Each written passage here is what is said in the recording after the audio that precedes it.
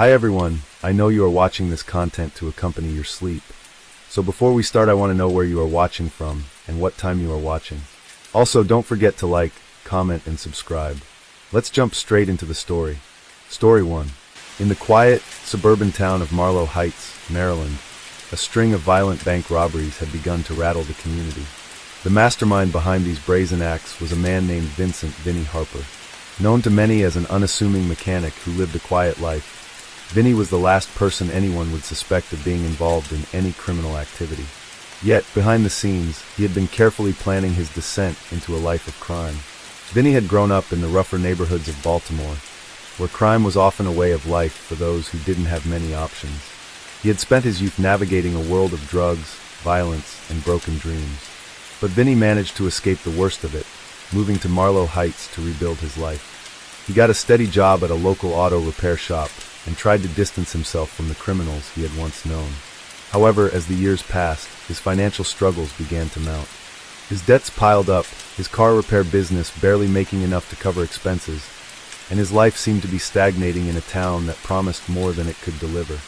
It was during one particularly dark stretch of his life that Vinny met a former associate, Greg the Snake Lawson, a man whose reputation as a criminal mastermind preceded him.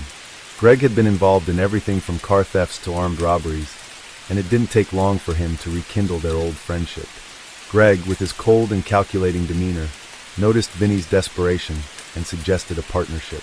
He saw potential in Vinny, someone with a steady hand who could be molded into a proficient criminal. Together, they could pull off the kind of high-profile robberies that would set them up for life. The plan was simple. Vinny and Greg would rob a series of local banks, using firearms to intimidate the tellers and customers. They would wear masks, ensuring that their identities remained concealed, and in the confusion, grab the cash before anyone could react. Vinny, having worked with cars his whole life, used his knowledge to acquire the perfect getaway vehicle, an unassuming white van that would blend into the crowd. They made sure to avoid any advanced technology that might track them, using payphones and burner phones to make contact with their partners. The first robbery occurred in late November 2019 at a small bank in downtown Marlow Heights. The security cameras captured the masked figures entering the bank with military precision, their faces hidden behind ski masks. Vinny was the one to brandish the firearm, a Glock 19, which he'd purchased off the black market. The heist was a success. They were in and out within minutes, walking away with over $100,000 in cash. The plan had gone off without a hitch.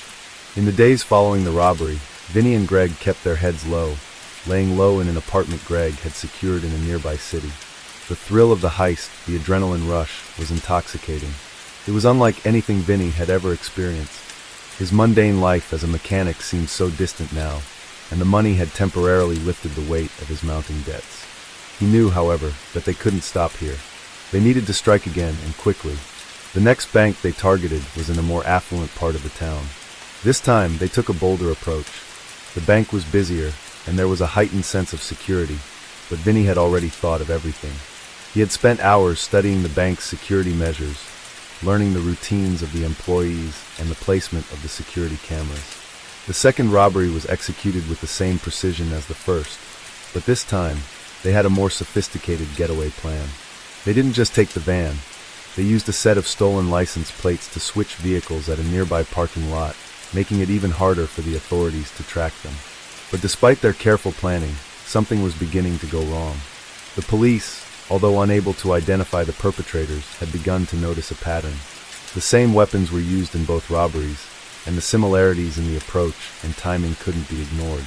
Detective Clara Hernandez, a seasoned investigator with the local police department, had been assigned to the case. She wasn't one to be easily fooled, and she quickly put together a profile of the robbers, focusing on their use of firearms and the consistent getaway tactics. As the weeks went by, the heat was starting to build. Vinny felt the pressure mounting. Greg, on the other hand, seemed more confident, almost cocky, as though they had already gotten away with the perfect crime. But Vinny began to question whether he could keep up this lifestyle. His conscience was starting to eat at him, and the thought of getting caught weighed heavily on his mind. It wasn't just the law he feared, it was the possibility of losing everything: his quiet life, his family, and the future he had worked so hard to rebuild. Yet, despite his growing reservations, Vinny couldn't back out now. He knew that Greg wouldn't hesitate to cut ties with him if he showed any signs of weakness. They were in too deep, and the lure of easy money had become too powerful to resist. The next robbery was scheduled for early February 2020, and this time, it would be their biggest job yet. But as they prepared for their third heist, fate would take an unexpected turn. As Vinny and Greg set their sights on a larger, more secure bank located in the heart of Washington, D.C., tensions began to rise. This was a different kind of heist. They had meticulously planned every detail, but even the slightest mistake could lead to disaster. Greg had arranged for an insider to work at the bank, a janitor who had access to the vault and who had agreed to turn a blind eye to their actions in exchange for a cut of the money. This was their most ambitious plan yet, and Vinny felt the weight of it all pressing down on him. The day of the heist arrived, and Vinny's nerves were on edge. He tried to push the anxiety aside, reminding himself that they had done this before. But something was different this time. The city felt more alive than usual, the streets busier, the air thicker with the sense of impending danger. He couldn't shake the feeling that they were being watched, that their every move was being tracked. But Greg, ever the optimist, reassured him. "We've got this, Vinny," Greg said, his voice calm, almost reassuring. "This is going to be our big one. We'll be out in minutes. Trust me." Vinny tried to relax as they approached the bank. The plan was simple. Greg would enter the bank first and distract the security guards, while Vinny followed close behind, armed with his Glock 19. The janitor, a middle-aged man named Robert, would let them into the vault, where they would take the money and escape through the back entrance. Everything was in place, and for a moment, Vinny almost believed that they might pull this off without a hitch. As they entered the bank, the familiar tension settled in. The sound of the door opening echoed in Vinny's mind as he followed Greg inside. The place was bustling with customers, all of them oblivious to the danger that lurked just beyond the door. Greg had already begun his distraction, chatting casually with one of the guards at the security desk. Vinny, his heart pounding, moved swiftly past the tellers, his eyes scanning the room. His fingers tightened around the grip of the Glock, ready to spring into action at a moment's notice. They reached the vault area with minimal resistance. The janitor was already there, waiting for them, a nervous look on his face. Vinny could see the sweat on Robert's brow as he unlocked the vault. The moment the heavy door creaked open, a sense of relief washed over Vinny. They were so close now, just a few more minutes, and they would be out of here, free with the money. But just as they began loading the cash into their bags, the unthinkable happened. A loud siren blared across the bank, echoing through the halls. Vinny froze, his breath catching in his throat. The vault door slammed shut with a deafening thud, trapping them inside. Panic surged through him as he glanced at Greg, whose face had gone pale. It was too late to escape. They were locked in. "Shit," Greg muttered under his breath. What the hell happened? Vinny's mind raced. He quickly realized that something had gone wrong. Someone must have tipped off the authorities. Their careful planning had crumbled in an instant. The sirens grew louder, and the sound of approaching police cars could be heard from the street. Time was running out, and Vinny's heart began to race. "We need to move now," he hissed, grabbing the nearest bag of cash and pushing past Greg. They rushed for the back exit, but as they neared the door, it was too late. The police had already surrounded the building. Vinny could hear the faint sound of footsteps, the shuffling of officers as they took positions. The weight of the situation was suffocating. He had gone from feeling in control to completely powerless in a matter of seconds. The adrenaline that had fueled him just moments before now felt like a distant memory, replaced by an overwhelming sense of dread. Greg cursed, his hand darting for the back door, but before he could even reach it, a voice came through the loudspeaker. "Drop your weapons and get on the ground," the officer shouted. Vinny's stomach dropped. The reality of the situation hit him like a punch to the gut. They had been caught. There was no way out. The officers moved in quickly, surrounding the area. Vinny and Greg were forced to surrender, their hands raised in the air. Vinny's mind was a whirlwind of thoughts, but one thing was clear. His life, as he knew it, was over. In the aftermath, the investigation revealed that Greg had been the one to make the fatal mistake. His overconfidence had led them into a trap, and the tip-off had come from someone within their own circle. Robert, the janitor, had betrayed them in exchange for a reduced sentence, and the authorities had been waiting for them when they made their move.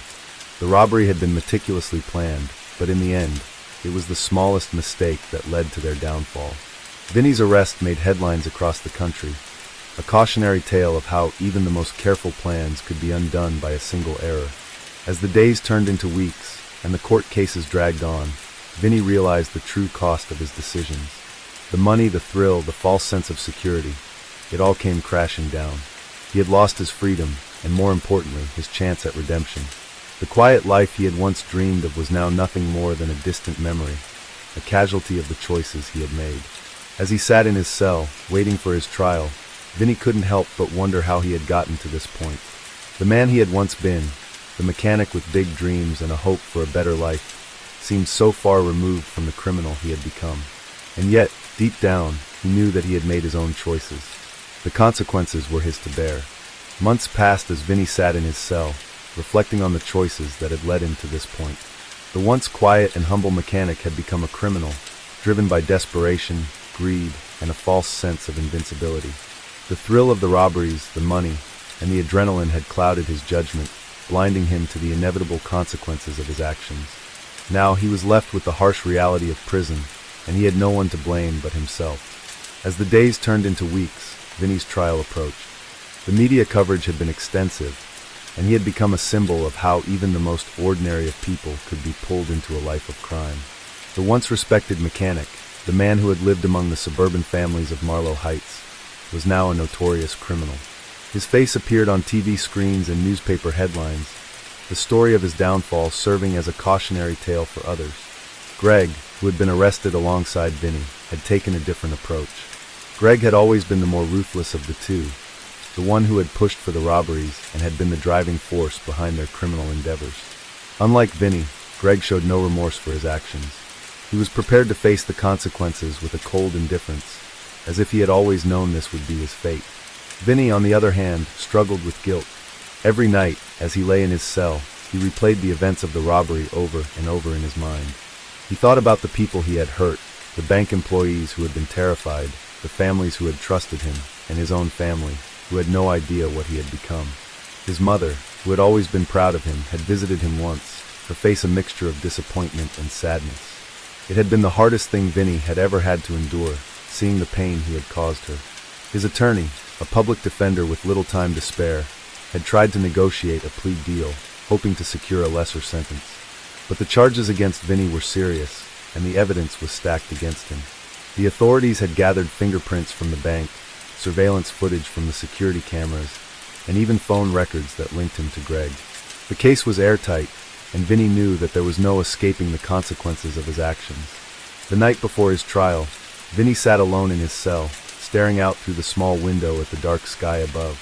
He thought about the man he used to be, the man who had dreamed of opening his own auto repair shop, of building a life away from crime. How had he fallen so far? How had he allowed himself to become the very thing he had once despised? He knew the answers now.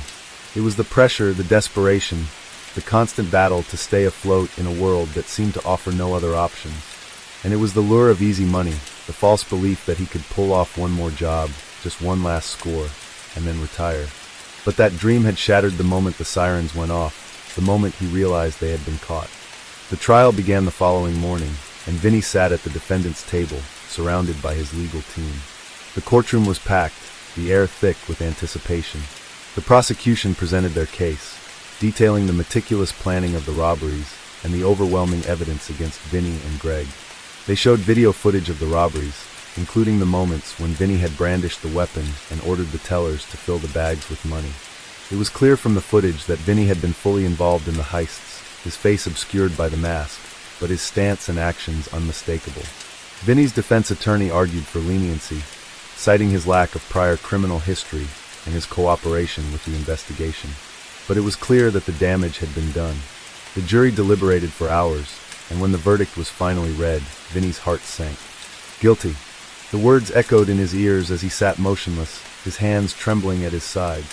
He had known this was coming, but the reality of it was still overwhelming. The judge sentenced him to 20 years in federal prison, the weight of the decision pressing down on him like a heavy anchor. He would have to serve time, and for the rest of his life, he would have to live with the knowledge that he had betrayed everything he had once stood for. In the months that followed, Vinny tried to adjust to life behind bars.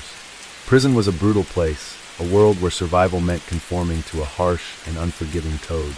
The inmates were ruthless, and Vinny quickly learned that in order to survive, he would have to keep his head down, avoid making waves, and stay out of trouble. But even as he adjusted to the prison environment, the guilt still gnawed at him. He couldn't escape the memories of the people he had hurt, and the thought of his family, especially his mother, haunted him every day. During his time in prison, Vinny began to do something he had never done before. He started reading. At first, it was a way to pass the time, but over time, the books began to provide him with something more. They gave him an escape from the harsh reality of his surroundings and allowed him to reflect on his past. He read about redemption, about people who had turned their lives around after making grave mistakes. It gave him a glimmer of hope, a small but important realization that he could still change, that he didn't have to be defined by the mistakes he had made. But that hope was tested when he learned that Greg, the man who had been his partner in crime, was making moves to cut ties with him. Greg had been offered a plea deal, a chance to reduce his sentence in exchange for cooperating with the authorities and providing information on other criminal activities. It was a betrayal, and it stung deeply. Vinny had always known that Greg was ruthless, but seeing him throw him under the bus for a reduced sentence made the betrayal feel all the more personal. The pain of that betrayal was compounded by the ongoing sense of isolation that came with prison life. Vinny realized that he had no one left, no friends, no family, and no hope of ever returning to the life he had once known. The world he had built had been destroyed by his own hands, and now, all he had was time to think, to regret, and to wonder if it was too late to make things right. Case 2.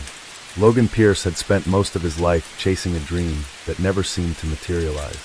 Born and raised in the outskirts of Detroit, he grew up in a broken home, bouncing between foster care and juvenile detention.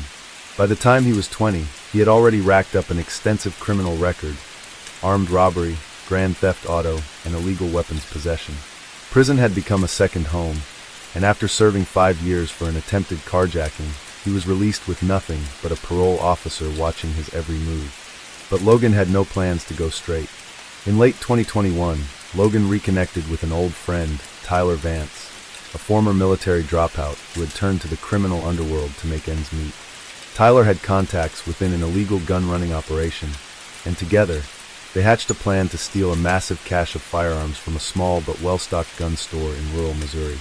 The target, Patriot Arms and Supplies, was known for selling high-powered rifles and tactical equipment to local militias and survivalists. It was a prime target, but it wasn't going to be easy. The heist was planned for December 17th, a cold and foggy night when visibility was low and most of the town would be asleep. Logan and Tyler, along with 2 other associates, Devin Brooks and Eric Rigsby, arrived in a stolen van just after midnight. The store was equipped with an alarm system, but Tyler had procured an electronic jammer that would disable any outgoing signals for at least 15 minutes, just enough time to break in, load up, and vanish into the darkness. Using a crowbar, Logan pried open the side door while Riggs kept watch. Inside, rows of assault rifles, handguns, and thousands of rounds of ammunition lined the shelves. The group moved fast, stuffing duffel bags with as many weapons as they could carry. Devin focused on the safe, using an industrial drill to breach the lock and access the store's most valuable inventory: customized sniper rifles and rare firearms worth tens of thousands of dollars on the black market. But what they didn't know was that the store's owner, a former law enforcement officer named Hank Lawson, had been sleeping in the back room with a shotgun by his side. The sound of drilling had woken him, and by the time he stepped out, the gang was already halfway through their haul. Hank, realizing what was happening, fired a warning shot into the ceiling. Chaos erupted. Logan and his crew panicked. Tyler grabbed a handgun and fired back, hitting Hank in the shoulder. The blast sent him crashing against a shelf, knocking over boxes of ammunition. In the confusion, Devin dropped his tools and bolted for the exit, but Riggs, always the most reckless of the group, decided to stand his ground. He fired 2 shots, forcing Hank to retreat into the back office. With sirens now wailing in the distance, proof that their jammer hadn't worked as long as they'd hoped, the crew knew they had to flee. Logan grabbed the nearest bag and sprinted for the van, Tyler following close behind. Riggs, however, was too slow. As he turned to run, Hank emerged from cover and fired a single shot, striking Riggs in the leg. He collapsed just as the van peeled out of the parking lot, leaving him behind. The police arrived within minutes, finding Riggs bleeding out on the floor. Under interrogation, he quickly folded, giving up the names of his accomplices. A statewide manhunt was launched, and within 48 hours, Devin was arrested at a motel outside St. Louis. Tyler was found 3 days later, hiding in an abandoned warehouse with a portion of the stolen weapons. Logan, however, managed to evade capture longer than anyone expected. Using fake identities and burner phones, he moved between cities, selling off stolen firearms to underground buyers. But law enforcement was relentless. With federal agencies now involved, Logan's days were numbered. On January 5, 2022, after weeks on the run, he was finally tracked to a cheap motel in Oklahoma. A SWAT team surrounded the building, cutting off all exits. Logan, realizing there was no way out, surrendered without a fight. In court, the evidence against him was overwhelming. Surveillance footage, Riggs' testimony, and the recovered weapons all sealed his fate. Logan Pierce was sentenced to 35 years in federal prison, another criminal who had gambled for a big payday and lost. The failed heist became another cautionary tale in the growing epidemic of illegal gun trafficking in the U.S. A stark reminder that even the best-laid plans could unravel in an instant. In the weeks following the arrest of Logan Pierce, federal investigators worked to uncover the full extent of the stolen firearms operation. The robbery at Patriot Arms and Supplies was more than just a failed heist. It was a window into a much larger underground network. The stolen guns had already begun circulating on the black market, and law enforcement feared they would be used in violent crimes if they weren't recovered quickly. While Logan sat in a high-security holding facility awaiting trial, agents from the Bureau of Alcohol, Tobacco, Firearms and Explosives, ATF, launched a multi-state crackdown on suspected weapons traffickers. Their first priority was tracking down the missing inventory from the robbery. Although Tyler Vance had been caught with a portion of the stolen guns, hundreds were still unaccounted for. The investigation took an unexpected turn when they discovered that Devin Brooks, the gang member who had fled the scene first, had managed to sell a significant portion of the weapons before his capture. Devin, who had connections in the Chicago underworld, had arranged a deal with a high-profile arms dealer known only as Kingston, a notorious figure with ties to gang violence in the Midwest. As federal agents pieced together the timeline, they realized that some of the stolen firearms had already been used in violent crimes. A Glock 19 with a scratched-off serial number, taken directly from the store's shelves, was linked to a fatal shooting in Kansas City just days after the heist. Another firearm, a modified AR-15, was seized during a drug raid in Indianapolis. The urgency to track down the remaining weapons intensified. Logan's interrogation.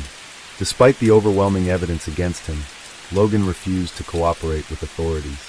He knew that testifying against Kingston or other high-level arms traffickers could mean a death sentence, even behind bars. But as prosecutors built their case, they didn't need Logan's confession. His fingerprints were found on multiple stolen weapons, and his name was connected to burner phone records used to communicate with buyers. Even more damning, an anonymous informant inside the Oklahoma City jail tipped off federal agents about a $50,000 bounty placed on Logan's head by Kingston's network. It was clear that even in custody, Logan was still a liability to the people he had worked with. Realizing his life was in danger, Logan reluctantly agreed to a plea deal. He would provide detailed information on how the stolen weapons were transported, who the buyers were, and which gun-running networks were involved. In exchange, he would avoid a life sentence and be placed in protective custody. Using Logan's testimony, the ATF orchestrated an undercover sting operation targeting Kingston's associates. Agents posing as arms dealers set up a fake buy, luring members of the trafficking ring into a warehouse in Memphis.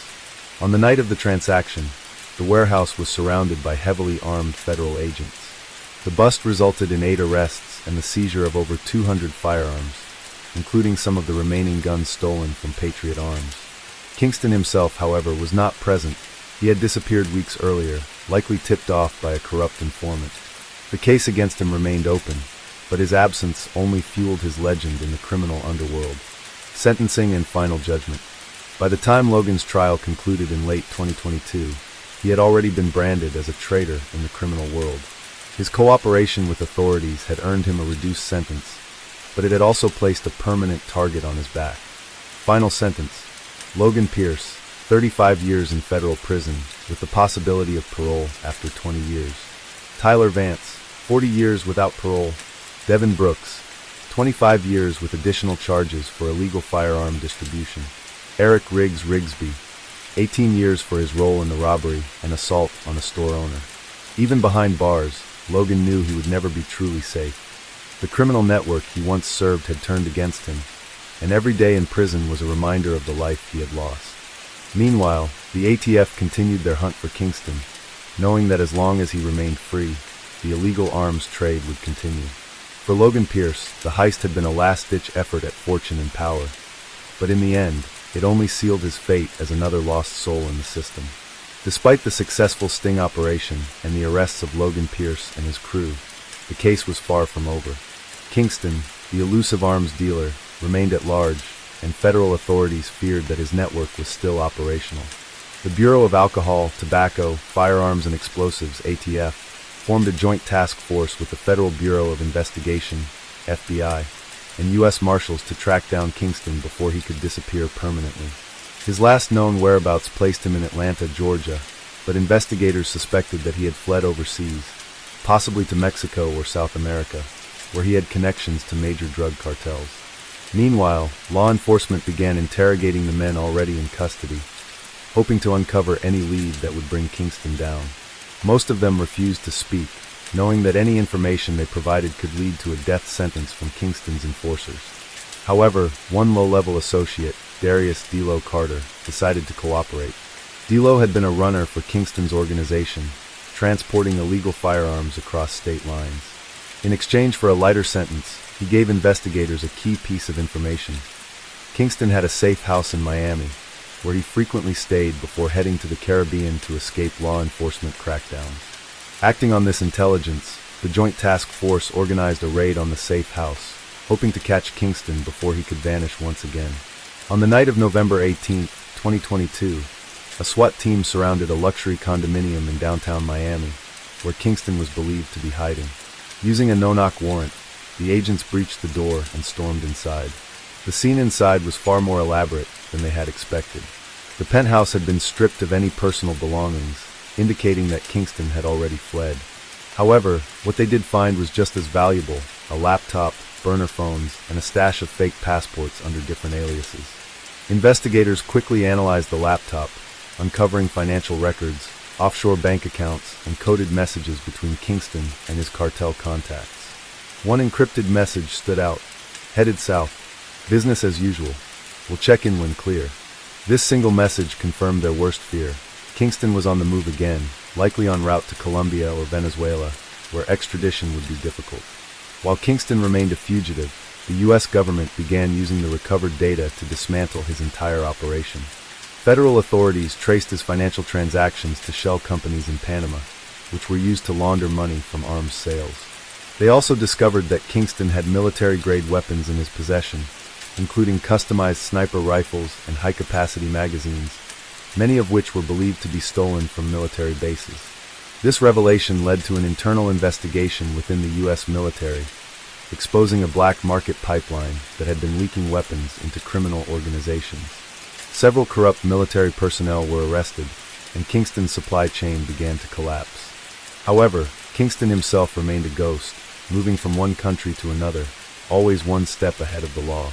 Back in the United States, Logan Pierce was learning the harsh realities of life in prison. Despite his plea deal, Logan was a marked man. Word had spread quickly that he had cooperated with the authorities, and in the world of organized crime, that was a death sentence. He was placed in protective custody, but even that couldn't shield him from the constant threats. Inmates loyal to Kingston and other gun-running networks saw him as a traitor, and within months of his incarceration, he had already survived multiple attempts on his life. In January 2023, Logan was nearly stabbed in the prison yard, but the attacker was intercepted at the last moment by guards. In March 2023, he was found unconscious in his cell, likely from an attempted poisoning, though no evidence was found. By May 2023, he had been transferred twice to different federal facilities, each time due to security concerns. Despite the constant danger, Logan had one last card to play. Facing the reality that he would never survive in general population, Logan made a desperate decision. He would give up everything on Kingston in exchange for entry into the Witness Protection Program. His lawyers arranged a final debriefing with federal agents, where he laid out the full structure of Kingston's network, naming corrupt officials, cartel connections, and even safe houses that had not yet been discovered. The information was explosive. Federal authorities now had a new roadmap to track Kingston down, and with each revelation, they closed in on him. Logan, meanwhile, was quietly moved out of federal prison and into a secure government facility, awaiting his new identity and relocation. Despite the new intelligence, Kingston remained at large. The ATF and FBI expanded their international efforts, working with Interpol and Latin American law enforcement agencies to track down Kingston's whereabouts. His criminal empire was collapsing, and the walls were closing in. But Kingston was no ordinary arms dealer. He was a survivor, a man who had evaded capture for over a decade. Even as authorities got closer, the question remained, would they catch him before he disappeared forever, or was Kingston simply too powerful to fall? Case 3. Marcus Mack. Holloway had spent most of his life navigating the underbelly of Detroit's crime scene. Born into a family with a history of petty crime, Mack never had a chance at a normal life. By the time he was 18, he had already served time in juvenile detention for robbery. By 25, he had built a reputation as a streetwise enforcer, dealing in stolen goods, running small-time scams, and acting as muscle for local gangs. But that was never enough for him. Mack wanted something bigger. He wanted the kind of score that would set him up for life. And in 2017, he saw his opportunity. It was a firearms warehouse on the outskirts of Toledo, Ohio. The facility, operated by a licensed dealer, stored hundreds of weapons, handguns, shotguns, and even military-style rifles. These weren't just any firearms. Many were high-value, sought-after models that could be flipped on the black market for a fortune. Mack had inside information from an ex-employee who owed him money. Security was tight but predictable, with a single guard patrolling the premises and an alarm system that had a 2-minute delay before alerting authorities. Mack assembled a team of 3 men: Deshaun Carter, a former gang associate with a history of burglaries; Luis Ortega, a getaway driver who specialized in high-speed chases; and Aaron Reaper Mills, a wild card, ruthless and unpredictable, but experienced in breaking into high-security buildings. Their plan was simple but brutal. They would hit the warehouse in the dead of night, neutralize the guard, and clear out as many firearms as possible before the cops could respond. On the night of December 14, 2017, they moved in. Dressed in dark clothing and wearing gloves, they cut the chain-link fence surrounding the facility. Luis stayed in the van, engine running, while the others crept toward the loading dock. The guard, an older man in his late 50s, was making his rounds when Mack struck from behind, knocking him unconscious with the butt of his pistol. They dragged him inside and zip-tied his hands before proceeding with the heist. Aaron used a crowbar to pry open the storage room door, while Mack and Deshaun began loading crates into a dolly. Inside the crates were semi-automatic pistols, high-powered rifles, and thousands of rounds of ammunition. Within 10 minutes, they had filled the van with nearly 70 firearms and several cases of ammunition. Enough firepower to equip an entire street gang. But they had made one mistake. The guard, despite being tied up, had managed to trigger a silent alarm. Unbeknownst to them, police units were already en route. As Mack and his crew made their way back to the van, the flashing red and blue lights appeared in the distance. The sound of sirens shattered the silence of the industrial district. Luis floored the gas pedal before everyone was fully inside, nearly sending Deshaun tumbling out of the van. The police were closing in, and within seconds, the pursuit was on. The van barreled down the highway, swerving through lanes at reckless speeds. Inside, Mack and Aaron loaded rifles, preparing for the worst. As they approached an intersection, Luis attempted a sharp turn, but the van's back wheels skidded. The vehicle spun out of control and crashed into a concrete barrier. Before they could recover, squad cars surrounded them. With nowhere to run, Deshaun attempted to flee on foot, but was taken down by a police dog. Aaron opened fire in desperation, but officers quickly returned fire, striking him in the chest. Mack and Luis surrendered, hands raised as police dragged them from the wreckage. By morning, the heist had made headlines across the country. The stolen weapons were recovered, though authorities suspected some had already been moved to buyers before the bust. Mack was sentenced to 45 years in prison for armed robbery, weapons trafficking, and assault. The botched heist became one of the most infamous firearm thefts in Ohio's history, a failed attempt at a final payday that ended in blood and prison bars. In the aftermath of the heist, Authorities launched a full-scale investigation into how Marcus Mack Holloway and his crew had managed to orchestrate such a daring robbery. The Toledo police, working alongside the Bureau of Alcohol, Tobacco, Firearms and Explosives, ATF, knew that recovering the stolen firearms was their top priority. Even though most of the weapons were found inside the wrecked van, a deeper look into Mack's criminal network suggested that some of the stolen inventory had already been pre-sold to underground buyers. In the weeks that followed, forensic experts combed through every piece of evidence at the warehouse and inside the getaway vehicle. Surveillance footage showed Mack's team moving with precision, indicating that they had spent weeks, if not months, planning the operation. The inside information they had received about the warehouse security system proved to be key, and investigators were eager to track down the source of that leak. Authorities traced the tip-off back to a former warehouse employee named Daniel Whitmore, who had been fired earlier that year for suspected theft. Under pressure, Whitmore admitted to selling security details to Mack for a few $1,000s, believing it was just another petty robbery. What he hadn't expected was for Mack and his crew to go after the firearms themselves. Now he found himself facing conspiracy charges, and rather than risk a lengthy prison sentence, he cooperated with investigators. Through Whitmore's testimony and seized phone records, law enforcement unraveled more details about Mack's broader criminal connections. It became clear that this heist wasn't just about making a quick profit. It was part of a larger underground gun-running operation spanning several states. Mack had connections in Detroit, Chicago, and even as far as Atlanta, where illegal firearms were in high demand. The stolen weapons had been earmarked for buyers long before the heist even took place, with encrypted messages and burner phones being used to set up deals. As the investigation deepened, authorities focused on tracking down the missing weapons. ATF agents raided multiple locations in Detroit, leading to several smaller arrests, but the biggest breakthrough came in an unexpected place. 2 months after the heist, a Glock 19 pistol linked to the robbery surfaced at a crime scene in Cincinnati. A routine traffic stop had led officers to a car filled with gang members, one of whom was carrying the stolen weapon. With pressure mounting, authorities flipped one of the arrested gang members, who revealed that Mack's stolen firearms had already begun circulating in the black market. Many had been sold off within days of the heist, moving through an underground pipeline that law enforcement had struggled for years to dismantle. The stolen firearms were transported using hidden compartments in vehicles, often disguised as shipments of legal goods, making them difficult to detect. As authorities worked to trace each weapon, Mack himself was facing the full weight of the legal system. Prosecutors sought to make an example out of him, arguing that his operation had put countless lives at risk.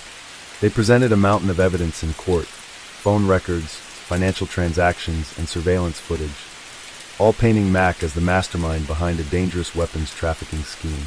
Despite his lawyers' attempts to argue that Mack had been forced into a life of crime due to his upbringing, the jury was unmoved. Mack was convicted on multiple charges, including armed robbery, illegal firearms distribution, and conspiracy.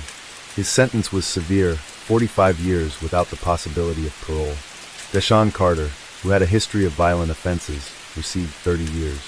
Luis Ortega, as the getaway driver, was given 20 years, while Aaron Mills did not survive his injuries from the police shootout. Even with Mack behind bars, the case was far from over. The stolen weapons continued to resurface in violent crimes across the country, a grim reminder of the heist's long-term consequences. Authorities knew that as long as demand for illegal firearms existed, criminals like Mack would continue to take risks for the promise of wealth and power. Mack himself never expressed remorse for his crimes. In prison, he became something of a legend among other inmates, a man who had tried to pull off one of the boldest firearm heists in recent history. But outside the walls of his cell, his legacy was one of bloodshed, regret, and a stark reminder of how one night of crime could have consequences that lasted for decades. Inside the high-security federal penitentiary, where Mack was serving his 45-year sentence, he quickly adapted to life behind bars. Prison politics were just as dangerous as the streets, and with his reputation as a mastermind criminal, he was both feared and respected among the inmates. Some saw him as a legend, a man who had almost pulled off the perfect heist. Others saw him as reckless, a fool who got caught while his stolen guns still fueled violence across the country. But Mack himself didn't care about his legacy among criminals. He had accepted that he would never see the outside world again. Meanwhile, outside the prison walls, law enforcement continued their pursuit of the missing firearms. The ATF task force dedicated to the case worked relentlessly, tracking weapons that had surfaced in violent crimes. Some had been used in gang shootings in Chicago, others in armed robberies in Texas. Every recovered weapon was another piece of the puzzle, and each one provided a clearer picture of how Mac's gun pipeline had operated. Investigators found that after the heist, Mac's crew had moved fast to distribute the weapons, using a mix of local criminals and professional smugglers. Many of the guns had been transported through hidden compartments in freight trucks, making it difficult for authorities to track their movement. Some were shipped across state lines inside legal shipments of household goods, while others were smuggled into Mexico, where American firearms were highly sought after by cartels. One of the most disturbing discoveries came when federal agents raided a warehouse in St. Louis linked to Mac's network.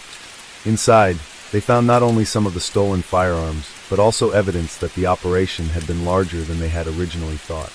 Documents recovered at the scene suggested that Mac's crew had been planning to expand into a full-scale arms trafficking business, supplying illegal firearms to multiple criminal organizations. This revelation only reinforced the devastating impact of the heist. Even with Mac in prison, his influence still lingered. But while law enforcement focused on dismantling the remnants of Mac's operation, a new threat was emerging. With the original crew either dead, imprisoned, or on the run, other criminal groups saw an opportunity to take over Mac's business. The demand for illegal firearms hadn't disappeared, and now that Mac was out of the picture, a violent power struggle began to take shape in the underground market. One of the key players in this new wave of gun trafficking was a man named Carlos Viper Morales, a former associate of Mac's who had managed to avoid arrest during the initial investigation. Viper had learned from Mac's mistakes and was determined not to get caught. Unlike Mac, who had relied on brute force and risky heists, Viper operated with a much lower profile. He built his network using encrypted messaging apps and anonymous financial transactions, making it nearly impossible for law enforcement to track him down. As the years passed, the ripple effects of Mac's heist continued to be felt. Some of the stolen weapons remained in circulation, used in crimes across the country. Families of victims, law enforcement officials, and even politicians pointed to the case as a prime example of the dangers of illegal gun trafficking. Debates over firearm regulations reignited, with some calling for stricter background checks and harsher penalties for gun smugglers.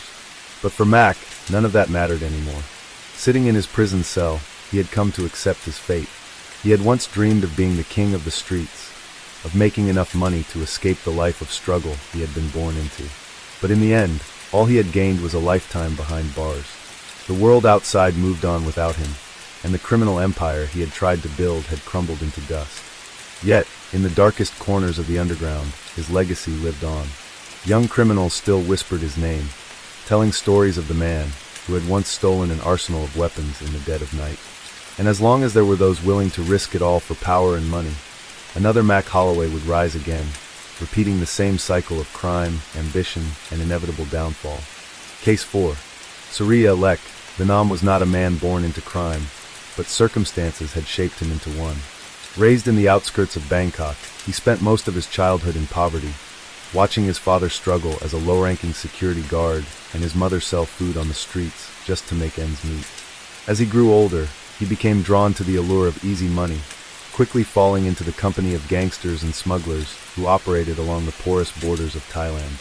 By his early 20s, he had established a reputation as a ruthless enforcer for an underground arms syndicate that funneled stolen and black market weapons across Southeast Asia. By 2017, Surya had become the mastermind of his own operations. His criminal enterprise specialized in robbing weapons shipments and reselling them to militant groups and crime syndicates in neighboring countries. His network of informants, corrupt officials, and skilled gunmen made him nearly untouchable. But with the Thai government cracking down on illegal arms trafficking, his operations became riskier, forcing him to take more drastic measures to maintain his dominance. In September of that year, he set his sights on a high-profile target, a military transport carrying a cache of newly imported firearms, including assault rifles, handguns, and tactical gear, all meant for an elite police division in Chiang Mai. The convoy was heavily guarded, but Surya had an inside man, one of the transport drivers, who had been on his payroll for months. With carefully planned precision, He and his crew orchestrated an ambush along a remote stretch of highway in the northern provinces, where dense forests provided the perfect cover. On the night of the heist, the convoy slowed as it approached what appeared to be a routine checkpoint, manned by men in police uniforms. Unbeknownst to the real officers in the convoy, the supposed checkpoint was a carefully staged ruse. The moment the lead vehicle stopped, gunfire erupted. Within minutes, the armed gang overwhelmed the security detail, killing 2 officers in the process. The surviving guards were restrained, and Suria's men swiftly loaded the stolen firearms into their trucks before disappearing into the night. However, the robbery alone wasn't enough. To ensure they had leverage in case authorities pursued them too aggressively, they took one of the officers hostage, a high-ranking official named Captain Unsettling. Anon, known for his relentless pursuit of arms traffickers, was a valuable bargaining chip. Surya knew that his capture would send shockwaves through law enforcement and force the authorities into a difficult position. The Thai police launched one of the largest manhunts in recent history, scouring the jungles and border towns for any trace of the gang. Intelligence units intercepted encrypted messages suggesting that Surya was planning to transport the weapons and his hostage across the Mekong River into Laos, where they would be sold to buyers with deep pockets. Time was running out. A week later, acting on a critical tip-off, elite police units and military forces raided a secluded hideout in the mountains near the Laos border. A violent firefight broke out as Surya's men fought desperately to escape. One by one, his gunmen were either captured or killed. Seeing no way out, Surya attempted to flee into the jungle, using Captain Anand as a human shield. But the authorities were prepared. A sniper took a calculated shot, hitting Surya in the leg, forcing him to surrender. The hostage was rescued unharmed, and the stolen weapons were recovered before they could be smuggled out of the country. Surya was taken into custody, charged with armed robbery, murder, and kidnapping. During his trial, prosecutors presented overwhelming evidence, including testimony from captured gang members and forensic evidence linking him to multiple crimes. He was sentenced to life in prison without the possibility of parole. The case sent a clear message to the underworld. No matter how powerful a criminal may seem, justice would find its way. But the incident also exposed deep-rooted corruption and the alarming reality of arms trafficking networks operating in Southeast Asia. Despite Surya's downfall, law enforcement knew that his empire had not completely crumbled. Others would rise to take his place, and the battle against illegal arms trade was far from over. Inside the high-security prison where Surya-elect Danam was being held, the air was thick with tension. His capture had not only disrupted the flow of illegal weapons in Thailand, but had also sent shockwaves through the powerful networks of smugglers and corrupt officials who had long profited from his operations. While the public celebrated his arrest, those who had once worked with him were scrambling to cover their tracks, fearing that Surya might exchange secrets for a reduced sentence. The authorities had placed him in solitary confinement, aware that there were many who wanted him silenced before he could speak. Meanwhile, outside the prison walls, the Thai police continued their pursuit of the remnants of Surya's organization. Although his capture was a major victory, the case was far from closed. His second-in-command, a man known only as T, had managed to escape during the raid at the border and had gone underground. Intelligence reports suggested that T was gathering what was left of their network, planning either a counterattack or an escape operation to free Surya before he could be transferred to a more secure location. For the authorities, this was a race against time. They had dismantled Surya's immediate circle, but the weapons trade was far from over. In the weeks following the raid, forensic analysis of the recovered arms revealed serial numbers matching weapons stolen from military stockpiles as far away as Cambodia and Malaysia. This confirmed their worst fears. Surya's syndicate was only part of a much larger operation, one that involved cross-border smuggling and high-level corruption. As the investigation deepened, law enforcement uncovered a chilling detail. The convoy ambush had not been a simple robbery, but part of a broader plan to destabilize security forces in the region. Evidence suggested that some of the stolen weapons were intended for extremist groups in neighboring countries, while others had been set aside for domestic buyers, including criminal factions operating in Bangkok's underworld. This revelation transformed the case from a high-profile heist into a matter of national security. The urgency of the situation intensified when Captain Anand Sulin, the officer who had been taken hostage and later rescued, came forward with unsettling details about his captivity. He described being held in a remote hideout deep within the jungle, where he had overheard conversations between Surya and his men. They had spoken in code, but one thing had been clear: Surya had not been working alone. There were others, possibly within the government or military, who had facilitated his operations and provided him with inside information. Determined to expose the full extent of the conspiracy, Thai intelligence agencies launched a covert operation to track T's movements. Surveillance footage and intercepted communications placed him near the Burmese border, where he was believed to be negotiating safe passage with local warlords in exchange for weapons. The authorities knew that if T succeeded in regrouping, the violence and instability would continue. In a daring midnight raid, a joint task force composed of Thai special forces and border police stormed a compound suspected to be T's hideout. The battle was swift but brutal. T and his men fought fiercely, knowing they had no way out. By the time the gunfire ceased, several gang members lay dead, while T himself had vanished into the dense jungle. The failure to capture him was a blow to the investigation, but it also fueled the determination of law enforcement. With the case now involving international crime syndicates, Thai officials sought cooperation from neighboring governments. Cambodia, Laos, and Myanmar tightened security along their borders, making it harder for T to move freely. His options were running out. Back in prison, Surya remained eerily silent. Despite interrogations and the looming threat of life imprisonment, he refused to reveal anything about his larger network. Investigators suspected that he still held some leverage, perhaps a hidden stash of weapons, or contacts within the government who were working to secure his release. One thing was certain: the war against illegal arms trafficking in Thailand was far from over. Surya's downfall had left a power vacuum, and as long as there was demand, there would always be someone willing to supply. The authorities had won a battle, but the fight against the underworld had only just begun. As the hunt for T continued, law enforcement agencies across Thailand and its neighboring countries remained on high alert. Intelligence sources suggested that he had crossed into Myanmar, seeking refuge among one of the armed insurgent groups operating in the region. If true, this would complicate matters significantly, as crossing into Myanmar's lawless borderlands meant T could potentially secure protection in exchange for weapons, cash, or even information. The Thai authorities knew that if he managed to forge such an alliance, he could rebuild his operation within months. Meanwhile, inside the high-security Bangkok remand prison, Surya Lek Thanam maintained an unsettling silence. The former arms smuggler, now one of the most heavily guarded prisoners in Thailand, rarely spoke during interrogations. Despite repeated attempts to extract information, he remained composed, his expression betraying nothing. Investigators knew he was withholding critical information, likely details about his broader network, corrupt officials involved, and hidden weapon stockpiles. But without concrete evidence or a confession, they could only speculate.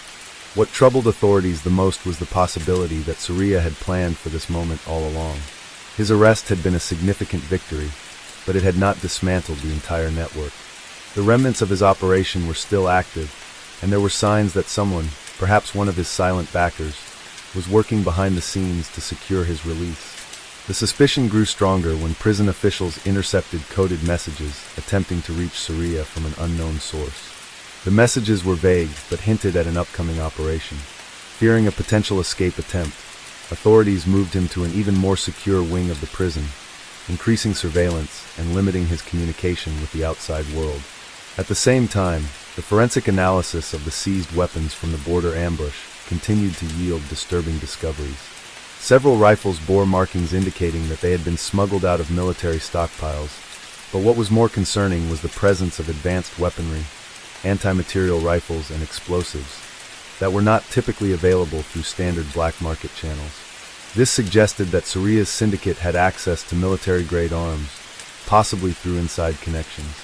Determined to uncover the full extent of the conspiracy, Thai intelligence officers launched a joint operation with Interpol and the intelligence agencies of Cambodia, Malaysia, and Laos.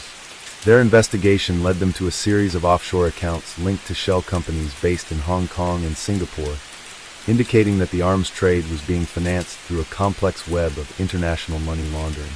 As law enforcement traced the funds, they found links to individuals in Thailand's corporate and political sectors, people who had never been publicly associated with criminal activity, but had quietly profited from the illegal arms trade. The revelation sent shockwaves through Thailand's elite circles, as it became evident that this was more than just an underground smuggling ring. It was a deeply entrenched system of corruption that had allowed criminals like Surya to operate with near impunity for years. While the investigation into these financial dealings continued, special forces remained focused on capturing T before he could re-establish his network. Surveillance drones and intelligence operatives tracked movements in the remote border regions, monitoring known hideouts used by insurgent groups. Then, after weeks of searching, a breakthrough came. A tip from an informant revealed that T had been spotted near the Thai-Myanmar border, attempting to negotiate a deal for a safe passage out of Southeast Asia.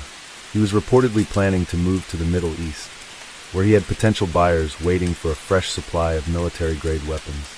Realizing that this could be their last chance to capture him, Thai authorities launched a high-risk operation. A specialized unit of the Royal Thai Police, alongside border security forces, mobilized to intercept him. They moved in under the cover of darkness, surrounding the makeshift hideout where T and his remaining men were holed up. The operation did not go smoothly. T's men, though fewer in number than before, were heavily armed and willing to fight to the end. A violent gunfight erupted, with the sounds of automatic fire echoing through the jungle. The battle lasted nearly an hour before the security forces gained the upper hand. By the time the dust settled, T was among the dead. His body was found with a bullet wound to the chest, his weapon still in his grip. The remaining members of his gang were either captured or killed, effectively dismantling the last active remnants of Surya's operation. With T gone, the focus shifted back to Surya, who remained locked away but undoubtedly aware of the events unfolding outside. Investigators knew that his influence had not disappeared completely, and the possibility of another figure rising to take his place was a constant threat. The crackdown on arms trafficking continued, with authorities making several high-profile arrests in the months that followed. Corrupt officials, businessmen, and former military personnel were exposed, their involvement in the illegal trade brought to light. However, despite these efforts, there was an unshakable reality. The black market for weapons was not something that could be eradicated entirely. Surya's downfall had been a major victory, but in the underworld of international arms smuggling, there was always someone waiting to take the throne. And as long as there was conflict and demand, the cycle would inevitably continue. Case 5. In the mid-1990s, Cambodia was a nation emerging from decades of conflict, with remnants of the Khmer Rouge still active in certain regions. One such area was Phnom Penh, a mountainous region in the southern part of the country. This area became infamous in 1994 due to a tragic event that underscored the lingering instability and dangers present during that time. On July 26, 1994, a passenger train traveling from Phnom Penh to Sihanoukville was ambushed by a group of Khmer Rouge guerrillas near Phnom Penh. The attackers, led by Commander Sam Biff, derailed the train and opened fire, resulting in the deaths of at least 13 Cambodian passengers. In the chaos, the guerrillas abducted more than 100 hostages, including 3 Western backpackers, Australian David Wilson, Briton Mark Slater, and Frenchman Jean-Michel Braquet. Sam Biff, born on May 1, 1933, was a high-ranking official within the Khmer Rouge hierarchy. Having served as a deputy to the notorious military leader Tam Ok, Biff was known for his strategic acumen and ruthless tactics. By the early 1990s, as the Khmer Rouge's power waned, commanders like Biff resorted to kidnappings and banditry to sustain their diminishing forces. Following the train ambush, the hostages were marched into the dense jungles of Phnom Penh. The Khmer Rouge demanded a ransom and political concessions from the Cambodian government in exchange for the release of the captives. Despite prolonged negotiations, the demands were not met, and tragically, after several months in captivity, the 3 Western hostages were executed. Their deaths drew international condemnation and highlighted the persistent threat posed by the remaining Khmer Rouge factions. In the years that followed, efforts to bring those responsible to justice intensified. Sam Biff evaded capture for several years, but in 2002, he was arrested and charged with multiple offenses, including kidnapping and murder. He was subsequently sentenced to life in prison. Biff died on February 15, 2008, while serving his sentence. This incident remains one of the most notorious kidnappings in Cambodia's recent history, symbolizing the challenges the nation faced during its transition from a war-torn past to a more stable present. As news of the kidnappings spread, diplomatic channels were immediately activated. The governments of Australia, the United Kingdom, and France applied pressure on Cambodian authorities to secure the safe release of their citizens. However, dealing with the remnants of the Khmer Rouge was a delicate matter. The group still controlled pockets of territory, particularly in remote jungle regions, and had a history of brutal tactics, making negotiations perilous. The hostages, David Wilson, Mark Slater, and Jean-Michel Braquet, were taken deep into the forests of Phnom Penh, where they were kept in makeshift bamboo cages. They were guarded around the clock by heavily armed Khmer Rouge soldiers, who were distrustful of outsiders and adhered to a strict ideology of secrecy and paranoia. Food was scarce, and conditions in the jungle were harsh, with scorching daytime temperatures and frigid nights. The Khmer Rouge commander overseeing the operation, Chuk Rin, was known for his unwavering loyalty to the movement. He had been indoctrinated during the Cambodian Civil War and had risen through the ranks due to his ability to execute orders without hesitation. Under his command, the prisoners were subjected to mental and physical strain, often forced to march long distances under the threat of execution. For weeks, the Khmer Rouge played a dangerous game, using the hostages as bargaining chips. They demanded the release of captured Khmer Rouge members from Cambodian prisons, safe passage to a more secure stronghold, and a hefty ransom payment. The Cambodian government, under Prime Minister Norodom Ranariddh and Second Prime Minister Hun Sen, faced a difficult decision. Conceding to the guerrillas' demands could set a dangerous precedent, encouraging more kidnappings, yet failing to act decisively could result in the deaths of the hostages. Months passed with no resolution in sight. Inside their jungle prison, the three hostages remained hopeful, unaware that time was running out. Their captors grew increasingly frustrated as negotiations stalled and the Khmer Rouge began to sense that their leverage was slipping away. Desperation set in among the commanders, and the tone of their messages to government officials became more aggressive. In early September, reports surfaced that the Khmer Rouge had issued an ultimatum. If their demands were not met within a matter of days, the hostages would be executed. The announcement sent shockwaves through the diplomatic community, triggering frantic last-minute attempts to negotiate a settlement. Despite these efforts, communication with the captors became increasingly sporadic. Then, without warning, all contact ceased. On September 28, 1994, a grim discovery confirmed the worst fears. The bodies of David Wilson, Mark Slater, and Jean-Michel Braquet were found in shallow graves near the jungle camp. All three had been executed, likely days earlier, in what appeared to be a final act of defiance by their captors. The news devastated their families and sparked international outrage. In the aftermath, Cambodian authorities launched a manhunt to track down those responsible. Chuk Rin managed to evade capture for several years, but eventually surrendered in 2000. He was tried and sentenced to life in prison, though he was controversially released on humanitarian grounds in 2015 due to illness. Sam Biff, the senior Khmer Rouge commander implicated in the crime, was arrested in 2002 and also received a life sentence. The Phnom Penh kidnappings remain one of the darkest chapters in Cambodia's post-war history. The incident highlighted the fragility of peace in a country still grappling with the remnants of a violent past, and it served as a stark reminder of the risks faced by those who ventured into unstable regions. Decades later, the families of the victims continue to seek full accountability, ensuring that the tragedy is never forgotten. The fallout from the Phnom Penh kidnappings was immediate and far-reaching. Internationally, the murders of David Wilson, Mark Slater, and Jean-Michel Braquet sent shockwaves through diplomatic circles. Western governments condemned the killings in the strongest possible terms, calling for justice and a renewed crackdown on the Khmer Rouge insurgency. In Cambodia, the event intensified ongoing discussions about the country's fragile post-war stability and the lingering influence of the once dominant guerrilla faction. For the families of the victims, the loss was devastating. They had clung to hope for months, believing that negotiations might bring their loved ones home safely. When the news of their executions broke, grief quickly turned into calls for accountability. The Australian, British, and French governments demanded answers from Cambodian authorities, pressing them to bring the perpetrators to justice. Pressure mounted on the coalition government, led by Prince Norodom Ranariddh and Hun Sen, to act decisively.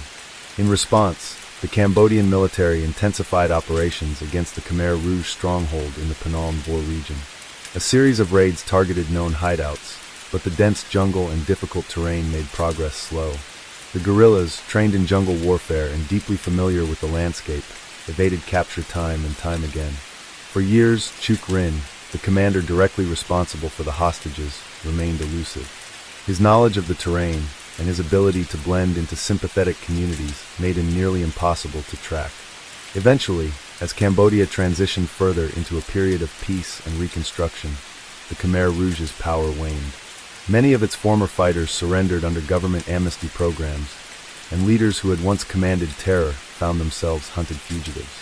In 2000, after years of hiding, Chuk Rin turned himself in, hoping for leniency.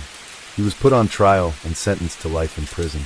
His defense, that he had merely been following orders and had tried to save the hostages, was dismissed by the courts.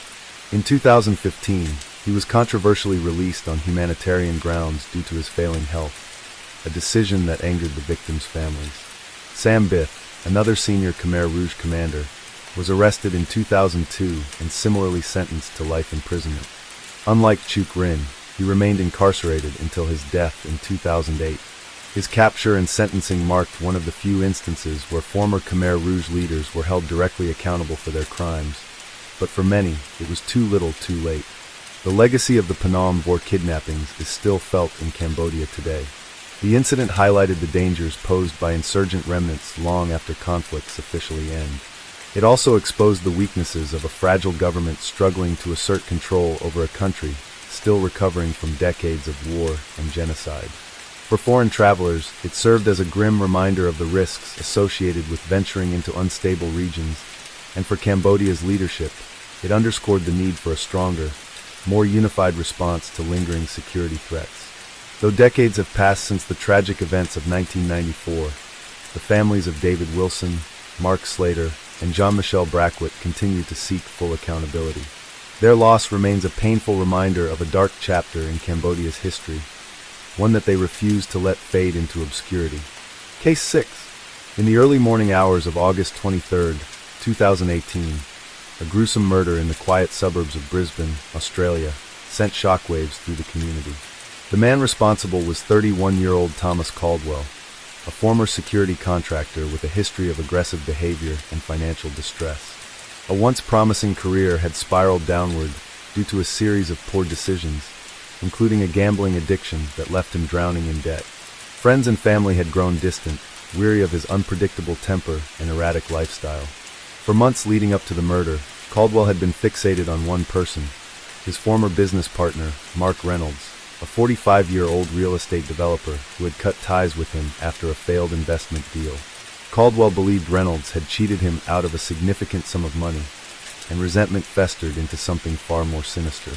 He began tracking Reynolds' daily routine, lurking outside his office and even breaking into his emails, desperate for any leverage he could find. But in his paranoid mind, revenge became the only solution. On the night of August 22nd, Caldwell drove to Reynolds' home, a spacious property on the outskirts of the city. Armed with a hunting knife and wearing dark clothing, he broke in through the back entrance, moving swiftly through the house. Reynolds had just returned from an evening business meeting and was in the kitchen when Caldwell confronted him. A struggle ensued, and before Reynolds could call for help, Caldwell stabbed him multiple times in the chest and neck. The attack was brutal, fueled by years of pent-up anger and desperation. After ensuring Reynolds was dead, Caldwell attempted to stage the scene as a robbery gone wrong. He ransacked the house, knocking over furniture and scattering valuables, then fled the scene in his car. But in his haste, he left behind crucial evidence: a blood-stained glove near the doorway and surveillance footage from a neighbor's security camera, which captured his vehicle leaving the premises at the time of the murder. The next morning, Reynolds' assistant arrived at the house for a scheduled meeting and discovered the horrific scene. Authorities were immediately called, and within hours, a manhunt was underway. The police pieced together Caldwell's motives quickly, given his public grievances against Reynolds and prior threats made in anger. By the evening of August 24th, law enforcement tracked him down to a motel just outside the city, where he had been hiding. His arrest was swift and under interrogation. He initially denied involvement but later confessed when confronted with the overwhelming evidence. During his trial, the prosecution painted a picture of a man consumed by rage and desperation, incapable of rational thought. The defense argued for diminished responsibility, citing Caldwell's mental health struggles but the jury was unmoved. In October 2019, he was convicted of murder and sentenced to life in prison without the possibility of parole for 25 years. The case left an indelible mark on Brisbane's legal community, serving as a stark reminder of how financial ruin, unchecked anger, and obsession could drive a man to commit an unthinkable act. For Reynolds' family, justice had been served, but the loss was irreparable. His wife and 2 children, forever haunted by that tragic night, moved away from Brisbane, seeking to leave behind the echoes of a crime that shattered their lives. In the weeks following Thomas Caldwell's conviction, the media continued to dissect the case, attempting to unravel what led an otherwise ordinary man to commit such a horrific act. Journalists dug into his past, uncovering a history of financial instability, reckless behavior, and failed business ventures. Some speculated that his downfall had begun years earlier, when he first became involved in high-risk investments, losing tens of thousands of dollars in bad deals. Others pointed to his growing isolation. His friends had distanced themselves, and his family had stopped responding to his erratic calls and messages. The mounting pressure had left Caldwell desperate, pushing him to an irreversible breaking point. As investigators examined Caldwell's movements leading up to the murder, they discovered a disturbing level of premeditation. His internet search history revealed weeks of research into violent crimes, forensic evidence, and ways to avoid detection. He had driven past Reynolds' home multiple times in the days before the attack, carefully noting the layout of the house and the patterns of its occupants. When police reviewed his bank records, they found that in the days before the murder, he had withdrawn several $1,000s, likely planning to flee after the crime. However, his poor planning and impulsivity ultimately led to his capture, just hours after Reynolds' body was found. One of the most chilling aspects of the case was how Caldwell had acted after the murder. After fleeing the crime scene, he had checked into a low-budget motel, less than 20 miles from the site of the killing. There, he spent the night drinking heavily and watching news reports about the murder, waiting to see how authorities would respond. Surveillance footage from a nearby gas station showed him buying beer and cigarettes, his expression disturbingly calm given what he had just done. Investigators later found that he had made several calls to unknown numbers, possibly trying to secure a way out of the country, though those leads ultimately led nowhere. When police finally caught up with Caldwell the following evening, he was in a haze of exhaustion and alcohol. The arrest was swift. Officers kicked down the motel door after he refused to respond to commands, finding him sitting on the bed, his face blank with resignation. During interrogation, he initially denied any involvement, claiming he had spent the night alone, but the evidence against him was overwhelming. When confronted with the blood-stained glove left at the crime scene and the damning security footage, his facade crumbled. He broke down, sobbing as he confessed to the crime, claiming he had never intended for things to escalate the way they did. Caldwell's trial, which began in the summer of 2019, was closely watched. The prosecution laid out a clear timeline of events, demonstrating the calculated nature of his actions. The defense attempted to argue that he had acted in a moment of uncontrollable rage rather than premeditated murder, hoping to reduce the severity of his sentence. They brought in psychologists who testified about his declining mental state, his increasing paranoia, and his history of anxiety and depression. While the court acknowledged his mental struggles, the jury was unconvinced that they were enough to excuse his actions. Throughout the trial, Reynolds' family sat in the courtroom, listening to the harrowing details of the night he was murdered. His wife, Julia Reynolds, later spoke to the press, describing the immense toll the case had taken on her and her children. "We lost more than a husband and a father that night," she said. "We lost our sense of security, our faith in people we once trusted. No amount of justice will ever bring Mark back, but we needed this conviction to move forward." When the verdict was delivered, guilty of first-degree murder, Caldwell showed little reaction. His once defiant demeanor had faded, replaced by an empty stare. The judge sentenced him to life in prison, with a minimum of 25 years before the possibility of parole. He was immediately transferred to a maximum security facility, where he would spend the rest of his days surrounded by others who had made similar irreversible choices. Even after the trial concluded, the case left an enduring impact on the community. It became a cautionary tale of how financial ruin, unchecked resentment, and isolation could lead to devastating consequences. Discussions arose about the importance of mental health resources, the warning signs of violent behavior, and the responsibilities people had to report concerning actions before they escalated into tragedy. For Reynolds' family, the sentencing brought a semblance of closure, but the void left by his murder would never truly heal. Julia eventually relocated with their children, leaving behind the home that had become a place of unbearable memories. She later established a foundation in Mark's name, dedicated to supporting families affected by violent crime. Meanwhile, Caldwell faded into obscurity, his name becoming just another entry in Australia's long history of high-profile murder cases. As Thomas Caldwell adjusted to life behind bars, the weight of his choices became increasingly difficult to ignore. His arrogance, once evident in the early days of his incarceration, faded as the reality of his life sentence set in. Prison was not the escape he had once envisioned when he plotted Mark Reynolds' murder. It was a slow, suffocating existence filled with monotony and regret. Caldwell was transferred to a maximum security prison in the outskirts of New South Wales, where he was placed among some of Australia's most dangerous criminals. The facility housed murderers, drug lords, and career criminals, men who had long since resigned themselves to a life behind bars. For someone like Caldwell, whose crime, though brutal, was fueled more by desperation than a history of violence, the adjustment was brutal. His soft-spoken nature made him an easy target for intimidation. He quickly learned that in a place like this, any sign of weakness could turn fatal. The guards kept a watchful eye on him in his first few months, knowing that inmates convicted of high-profile murders often faced a particularly harsh time in prison. Some saw him as a coward, a man who had killed out of greed and selfishness rather than any street code or criminal allegiance. Others simply viewed him as another inmate, no different from the rest. Caldwell tried to keep his head down, but rumors of his case followed him. Inmates whispered about the murder, about the money he never got to spend, about the sheer recklessness of his actions. Despite the bleak environment, Caldwell still had visitors in the early months of his incarceration. His sister, Emily Caldwell, came to see him once, though it was clear she struggled to recognize the man sitting across from her.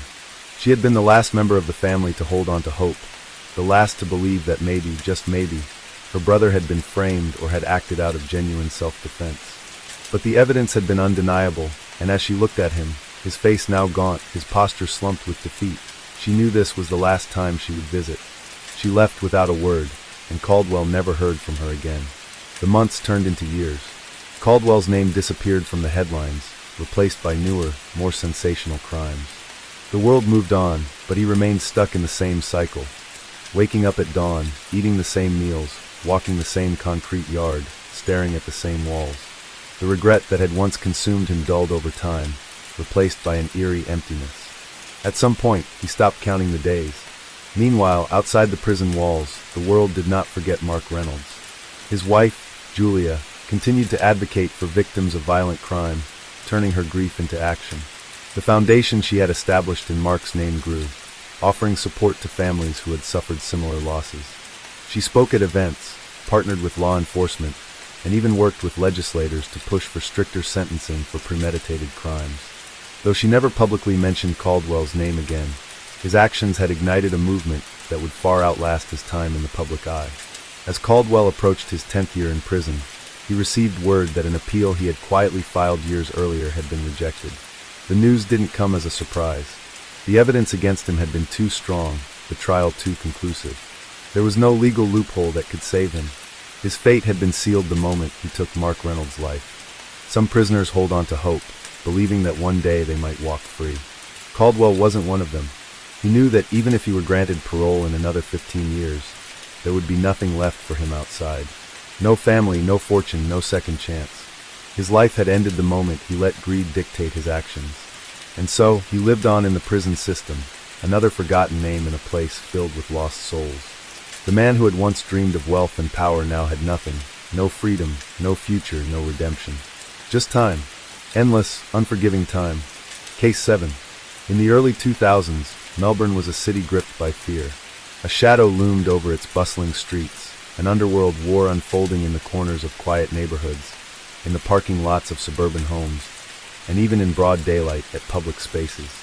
This was the era of the Melbourne gangland killings, a time when criminals no longer settled disputes with whispered threats or backroom deals, but with bullets and blood. At the center of this storm stood one man, Carl Anthony Williams. Carl Williams wasn't born into crime, nor was he raised in a world of hardened gangsters. He grew up in a modest working-class family in Melbourne, the son of George and Barbara Williams. For much of his early life, he remained in the shadows of the city's more notorious underworld figures, working menial jobs and running small-time scams. But ambition burned within him, and the lure of fast money proved too great. By the late 1990s, he had found his way into the lucrative drug trade, a world ruled by old-school criminals who had spent decades building their empires. At first, Williams played the role of a silent partner, watching and learning from the powerful Moran family, who controlled a significant portion of Melbourne's drug market. He supplied and distributed amphetamines, making connections in the criminal underworld and gradually expanding his influence. But Williams was never satisfied with being second to anyone. He saw weaknesses in the system, cracks in the armor of those who had been in power for too long. He wanted more. His rise to infamy began on October 13, 1999. That day, what should have been a simple meeting to discuss debts and territory between Williams and Jason Moran turned violent. A gun was drawn, and Williams was shot in the stomach. He barely survived, but the incident left something far more dangerous than a scar. It left a thirst for revenge. The attack had turned him from a businessman into a warrior, one who would stop at nothing to seize control. In the following years, bodies began to drop. Mark Moran was the first major casualty, gunned down outside his home in June 2000. His death sent a clear message. Carl Williams was no longer just another player in the game. He was coming for the throne. But the Morans did not go down without a fight. Retaliation loomed, and the war escalated. By 2003, Melbourne was no longer safe. Gunfire erupted in unexpected places. Jason Moran and Pasquale Barbaro were killed while sitting in a parked van outside a children's football practice. The kind of attack that shattered the illusion that civilians were off limits. It was a war without rules, and Carl Williams was winning. His empire grew, absorbing the power left behind by the bodies of his enemies. But violence has a way of catching up, no matter how powerful one becomes. By 2004, Williams' name was whispered in police investigations and crime reports. Informants turned against him, and the law finally closed in. He was arrested, charged with multiple murders, and in 2007 he pleaded guilty. The courtroom was packed, not just with law enforcement officers eager to see him locked away, but with journalists, families of his victims, and even former allies who had survived his rise to power. He was sentenced to life in prison, his once great empire reduced to whispers and fading memories. But even behind bars, Williams' past could not be escaped. On April 19, 2010, while serving his sentence at Barwon Prison, he was attacked by a fellow inmate. The man struck him repeatedly with a metal rod, delivering a fatal blow that ended the reign of one of Australia's most notorious crime lords. Carl Williams was gone, but his story lived on, immortalized in books, documentaries, and the television series Underbelly. His legacy was not one of triumph, but of destruction, a tale of ambition that burned too bright, leaving nothing but ashes in its wake. And Melbourne, once gripped by fear, took a breath of relief. The war was over, but the scars remained. The death of Carl Williams in 2010 marked the end of an era, but his shadow still loomed over Melbourne. Even behind bars, he had remained a powerful figure, his name whispered in the corridors of power and crime alike. His murder inside Barwon Prison was a chilling reminder that in the world of organized crime, debts were never forgotten, and revenge had no expiration date. Williams' rise to power had not been an accident. It had been calculated, methodical, and ruthless. He had taken advantage of the fractures within Melbourne's underworld, eliminating rivals one by one until he stood at the top. But in doing so, he had created a long list of enemies, men who had lost brothers, fathers, and friends to his war. Even locked away, he was still a marked man. His execution was brutal and unrelenting. The killer, Matthew Johnson, was a hardened criminal with his own reputation for violence. Prison surveillance footage would later show Johnson approaching Williams from behind in the common area, carrying a heavy metal rod from an exercise bike. Without hesitation, he struck Williams in the head, again and again, until his victim collapsed. There was no struggle, no final words, only the cold efficiency of a man carrying out an act that had been long in the making. When the guards finally arrived, it was already too late. Many speculated on the reasons behind his murder. Some believed it was a hit ordered by old enemies, a delayed act of vengeance for the bloodshed he had caused in Melbourne's gangland wars. Others suggested it was about control. Inside prison, Williams had been cooperating with police, providing information that could bring down others still walking free. Whatever the reason, one thing was certain. The underworld had not forgotten Carl Williams, and they had made sure he did not escape justice, even in a cell. The aftermath of his death sent ripples through both the criminal underworld and the legal system.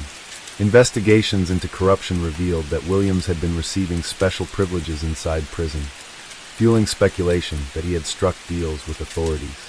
A controversial arrangement had allowed him access to better food, private meetings, and even secret discussions with law enforcement. But all of that had only made him more vulnerable. In a world where loyalty was a currency, Williams had been seen as a traitor, and traitors did not get second chances. Outside the prison walls, the remnants of his empire crumbled. His associates, once untouchable figures in Melbourne's underworld, now faced arrests, betrayals, and internal conflicts. Some attempted to take what little power remained, while others fled, seeking refuge in anonymity. The police, emboldened by the fall of their greatest adversary, intensified their efforts to dismantle the network he had built. Williams' death did not erase the damage he had done. The families of his victims still carried their grief, and Melbourne, though safer than before, would never forget the years of fear and violence that had defined an entire generation. The Gangland War had left scars that could not be healed, a grim reminder that power gained through bloodshed would always end the same way. His name remained infamous, spoken in hushed tones among those who still lived in the shadows. Some saw him as a warning, a man who had flown too close to the sun and paid the ultimate price. Others, particularly the new breed of criminals rising in his wake, viewed him as a legend, proof that with enough ambition and ruthlessness, one could rise from nothing and take the city for themselves. But Melbourne had changed. The days of open executions and street wars had passed, replaced by a new era of crime, one where violence was more hidden, but no less deadly. As the years passed, the story of Carl Williams faded from the headlines, but it never truly disappeared. His name remained etched into the history of Australia's underworld, a cautionary tale of ambition, betrayal, and the inevitable cost of power. And in the dark corners of Melbourne, where new criminals plotted their rise, his ghost still lingered, a reminder that even kings of crime were never truly untouchable. Melbourne had seen its fair share of crime lords rise and fall, but Carl Williams' story was one that refused to fade. Even after his brutal murder in Barwon prison, the ripple effects of his reign and downfall continued to shape Australia's criminal landscape. His death had been swift, decisive, and merciless, yet it had not brought closure. Instead, it had left a void, one that both law enforcement and the underworld scrambled to fill. In the months following Williams' killing, authorities intensified their crackdown on organized crime, determined to dismantle what remained of his empire. The Gangland Wars of the early 2000s had left Melbourne bloodied, and with Williams gone, some believed the violence would finally cease.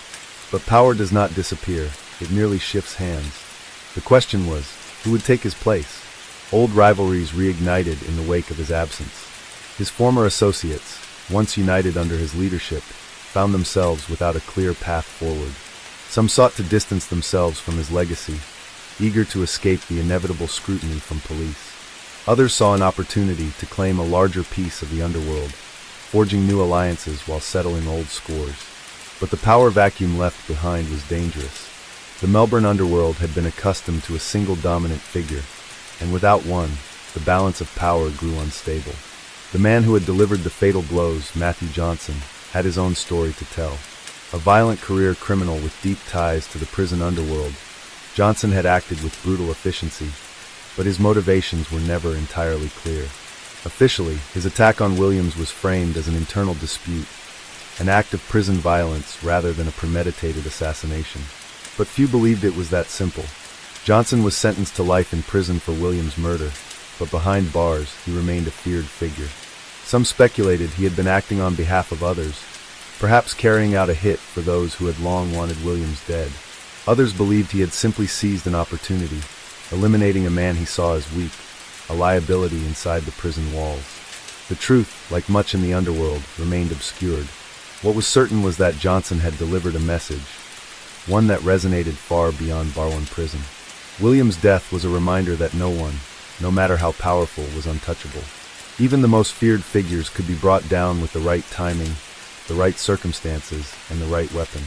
In the wake of Williams' murder, deeper investigations into Victoria's correctional system revealed disturbing truths. It was no secret that corruption had played a role in William's criminal career. After all, he had operated with remarkable influence, even while incarcerated. But as more details emerged, the public was forced to confront just how compromised the system had become. Williams had been living in relative comfort inside Barwon prison.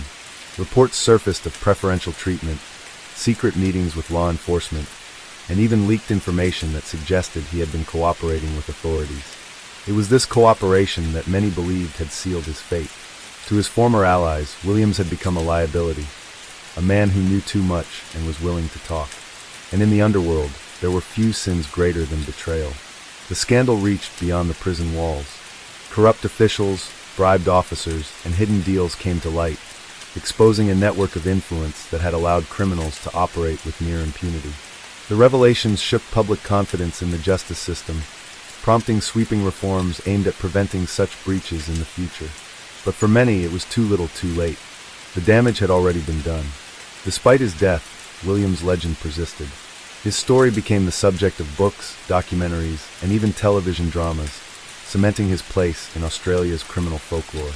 But for the families of his victims, there was nothing romantic about his legacy. The gangland wars had left behind a trail of shattered lives, grieving parents, orphaned children, and countless others whose only crime had been being in the wrong place at the wrong time. For law enforcement, William's death was both a victory and a challenge. On one hand, it had removed a major player from Melbourne's criminal scene. On the other, it had created new problems, fresh conflicts, shifting alliances, and the emergence of younger, more ambitious criminals eager to take his place. The cycle of crime had not been broken, it had simply evolved.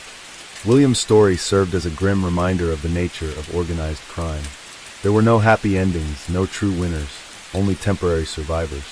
Those who rose to power did so with the knowledge that their reign would always be short-lived, their downfall inevitable.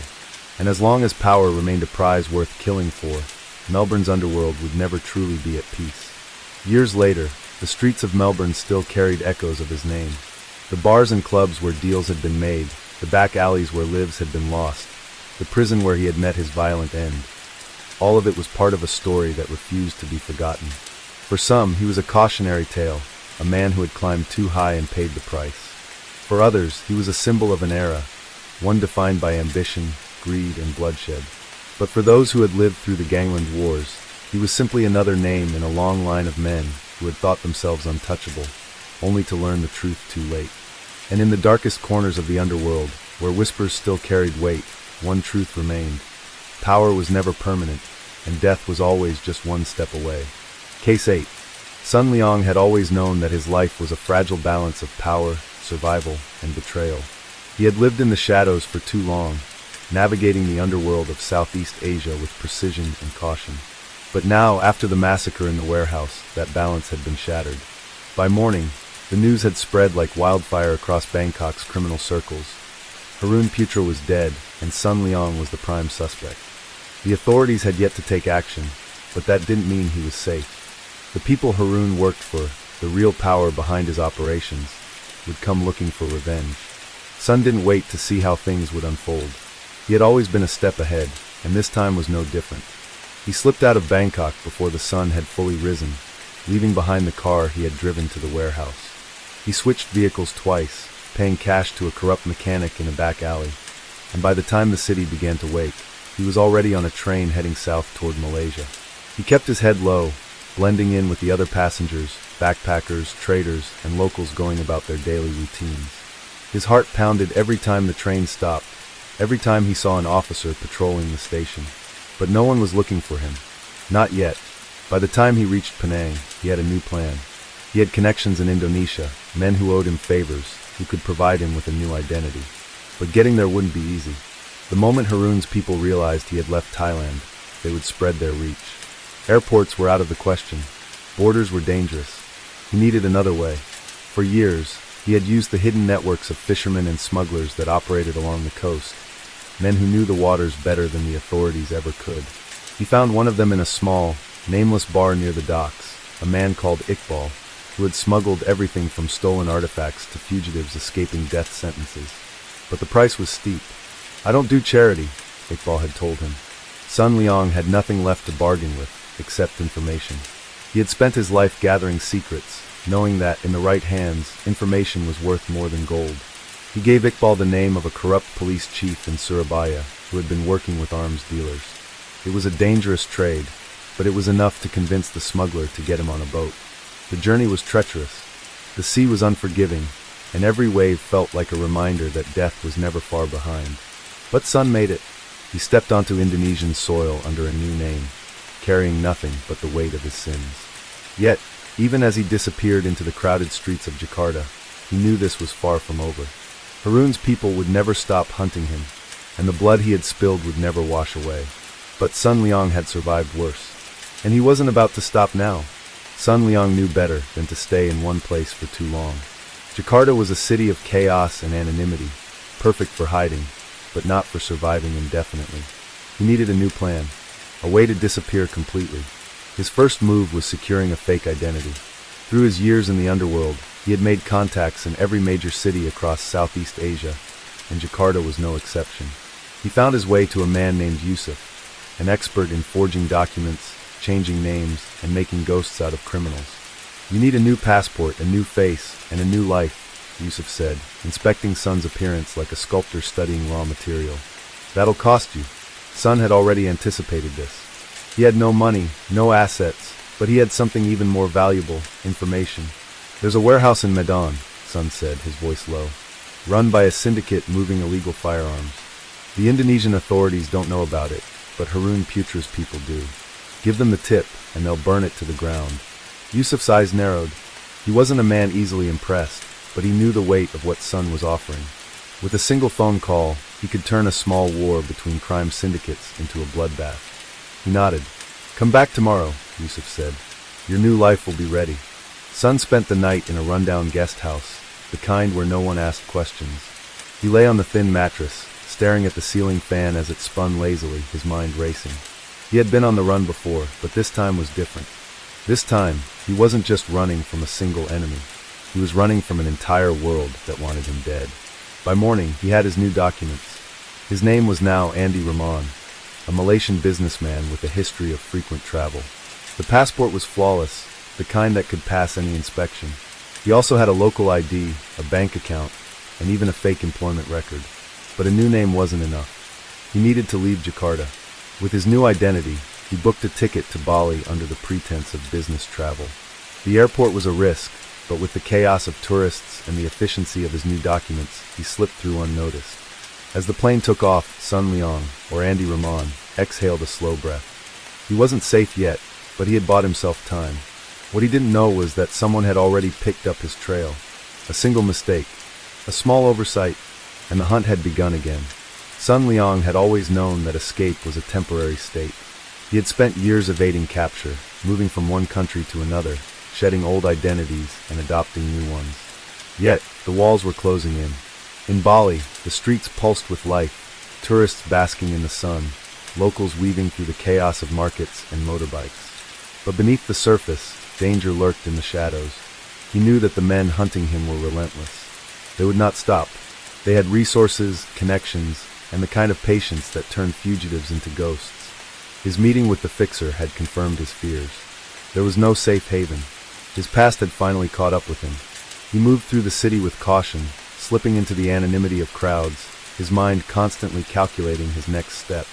The weight of his crimes clung to him like a second skin, a reminder that no matter how far he ran, the blood he had spilled would always leave a trail. He relocated to a different hotel under a different name, ensuring that no pattern could be traced. His days were spent planning, gathering intelligence, identifying possible routes of escape. But even the best-laid plans had weaknesses. Every airport, every border crossing, every sea route carried the risk of exposure. His name was no longer just whispered in back rooms. It was written on lists held by dangerous people. As night fell, he remained awake, the glow of his laptop screen illuminating his face. He scanned the encrypted messages that detailed movements of his pursuers. They were close, closer than he had expected. Somewhere in the city, someone had recognized him. A single slip was all it took. The realization settled over him like a tightening noose. He had to act fast. Tomorrow, he would disappear again. If he failed, there would be no second chance. Case 9. In the late 1970s, a series of heinous crimes shocked the United States, committed by a man who managed to conceal his malevolent nature behind a facade of charm and normalcy. Rodney Alcala, later infamously known as the dating game killer, led a double life that left a trail of devastation across the country. Born Rodrigo Jacques Alcala Bucher on August 23, 1943, in San Antonio, Texas, Alcala's early life was marked by turbulence. After his father abandoned the family, his mother relocated them to Los Angeles. Alcala joined the U.S. Army in 1960, but was discharged after a nervous breakdown, during which he was diagnosed with antisocial personality disorder. This diagnosis, however, did little to deter him from pursuing higher education. He graduated from UCLA School of Fine Arts and later attended New York University under the alias John Berger. Alcala's criminal activities began in 1968 when he lured an 8-year-old girl named Tali Shapiro into his Hollywood apartment. A concerned motorist witnessed the abduction and alerted police, who arrived to find Shapiro alive but brutally assaulted. Alcala evaded capture by fleeing to the East Coast, adopting a new identity, and enrolling in film school. During this period, he secured a counseling job at a New Hampshire arts camp for children, using the name John Berger. In 1971, Alcala was arrested after being recognized from a wanted poster. Extradited to California, he faced charges related to the Shapiro assault. However, due to the family's reluctance to have their daughter testify, prosecutors could not pursue the most severe charges. Alcala pleaded guilty to a lesser offense and served a brief prison sentence. Upon release, his predatory behavior escalated. Between 1977 and 1979, Alcala's spree intensified. He lured young women and girls, often posing as a professional photographer, and subjected them to unspeakable acts before ending their lives. His victims ranged in age from 12 to 28, and their bodies were discovered in various locations across California and New York. Despite his growing list of victims, Alcala managed to elude law enforcement, partly due to his unassuming demeanor and ability to blend into society. A chilling testament to his duplicitous nature occurred in 1978 when Alcala appeared on the popular television show The Dating Game. Introduced as a successful photographer, he charmed the audience and the Bachelorette, Cheryl Bradshaw, who chose him as her date. However, Bradshaw later declined to go out with him, citing an unsettling feeling she couldn't ignore. This public appearance, juxtaposed with his clandestine atrocities, highlighted the stark contrast between his public persona and his hidden monstrosity. Alcala's downfall began with the disappearance of 12-year-old Robin Samso in 1979. Witnesses reported seeing a man matching Alcala's description talking to her before she vanished. Her remains were discovered 12 days later in the Los Angeles foothills. A subsequent search of Alcala's storage locker in Seattle uncovered a trove of photographs of young women and a pair of earrings belonging to Samso. This evidence led to his arrest and conviction. Over the years, Alcala was tried multiple times, with convictions overturned on technicalities. However, advancements in DNA technology eventually linked him to several other murders, solidifying his guilt. In 2010, he was sentenced to death for 5 murders in California. While on death row, Alcala was extradited to New York, where he pleaded guilty to 2 additional homicides. Authorities suspect his involvement in numerous other cases, given the cache of photographs found in his possession. Rodney Alcala's story serves as a grim reminder of the potential for evil lurking behind a veneer of normalcy. His ability to charm and manipulate, combined with a relentless predatory instinct, allowed him to perpetrate horrific crimes over more than a decade. The enduring impact of his actions continues to resonate, underscoring the importance of vigilance and the relentless pursuit of justice for victims of such unimaginable atrocities. As authorities delved deeper into the case, they uncovered a disturbing reality. Rodney Alcala had been a master of deception, evading capture for years through a mix of charm, intelligence, and calculated manipulation. Investigators began meticulously piecing together his movements, trying to understand how a man who had been arrested and imprisoned multiple times managed to continue his killing spree across multiple states. One of the most chilling aspects of Alcala's crimes was his collection of photographs. When detectives searched his rented storage unit in Seattle, they found hundreds of images of young women and children, some smiling, others appearing uneasy, as if caught in a moment of realization. Many of these individuals were never identified, leaving a haunting question. How many more victims had fallen prey to him? Police released a selection of these images to the public in hopes that families might recognize missing loved ones, and tragically, some were indeed linked to unsolved cases stretching back years. The forensic evidence against Alcala grew stronger with time. Advances in DNA technology in the late 1990s and early 2000s connected him to previously unsolved murders in California, New York, and potentially even beyond. The pattern of his crimes became more evident. He would lure his victims by pretending to be a photographer, promising them glamour and fame. Once alone, he would subject them to horrifying abuse before ending their lives in some of the most brutal ways imaginable. His intelligence was another factor that prolonged his ability to elude capture. Alcala was highly articulate and even represented himself in court at one of his trials. During these proceedings, he played mind games with the jury, even questioning witnesses himself. At one point, he bizarrely asked a criminologist who was testifying against him, "Do you think I did it?" A moment that left the courtroom in stunned silence. Despite his attempts to manipulate the justice system, the overwhelming evidence ensured his conviction. By 2010, he was sentenced to death for 5 murders in California. Yet even then, law enforcement agencies suspected his true body count was far higher. While in custody, Alcala was extradited to New York, where he pleaded guilty to 2 additional murders. He was also linked to a case in Wyoming, and investigators in other states began re-examining cold cases that bore similarities to his crimes. For the families of his victims, justice came too late, but there was at least a sense of closure. Many of them had spent decades searching for answers, only to discover that their loved ones had fallen into the hands of a ruthless predator. Parents, siblings, and friends spoke of their loss, describing the deep wounds that never truly healed. The case of Robin Samso, the 12-year-old girl whose murder had ultimately led to Alcala's capture, remained one of the most heartbreaking. Her mother spent years fighting to keep his convictions intact, enduring multiple retrials and legal setbacks. Alcala's legacy remains one of horror. His case is often cited in criminal psychology courses as an example of a psychopath who weaponized charm and deception to evade justice. His appearance on the dating game remains one of the most unsettling moments in television history. A serial killer smiling on national television while, unbeknownst to the world, bodies were piling up. By the time of his death in 2021, Rodney Alcala had spent decades behind bars, but the full extent of his crimes may never be known. The photographs he left behind still hold secrets, and there are families still waiting for answers. His story serves as a chilling reminder that some of the most dangerous individuals do not lurk in the shadows but walk among us, hidden behind friendly smiles and disarming words. As Rodney Alcala sat in his prison cell, the weight of his crimes stretched far beyond the walls that confined him.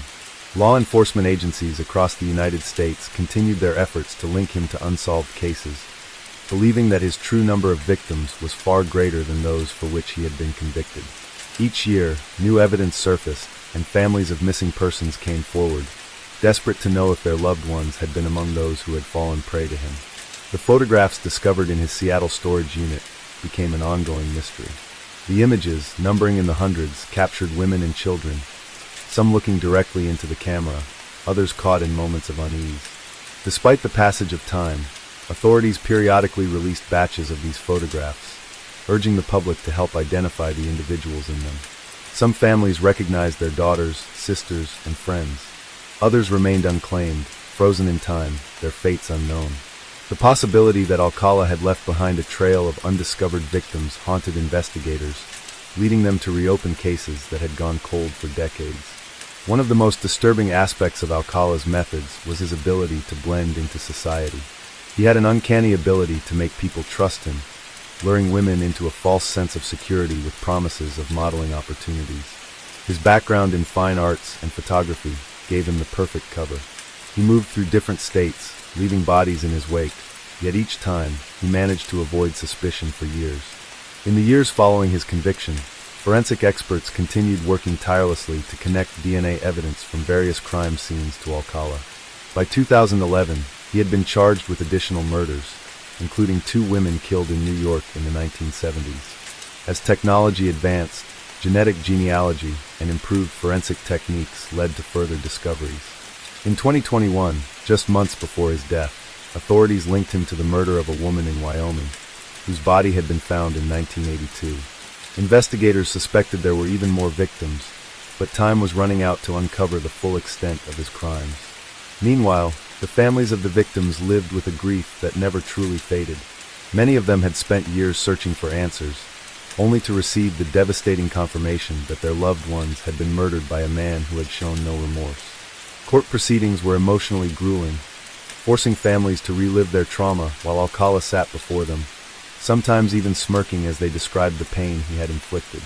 His ability to manipulate the justice system, winning appeals, forcing retrials, and delaying justice, only added to their suffering.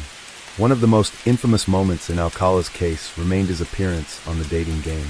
The thought of a serial killer being introduced as a charming, eligible bachelor on national television was a chilling reminder of how easily he had fooled those around him. His victim count was rising even as he laughed and flirted with the game show's host and contestants. Cheryl Bradshaw, the woman who had chosen him as her date, later recalled feeling an immediate sense of unease after the show ended.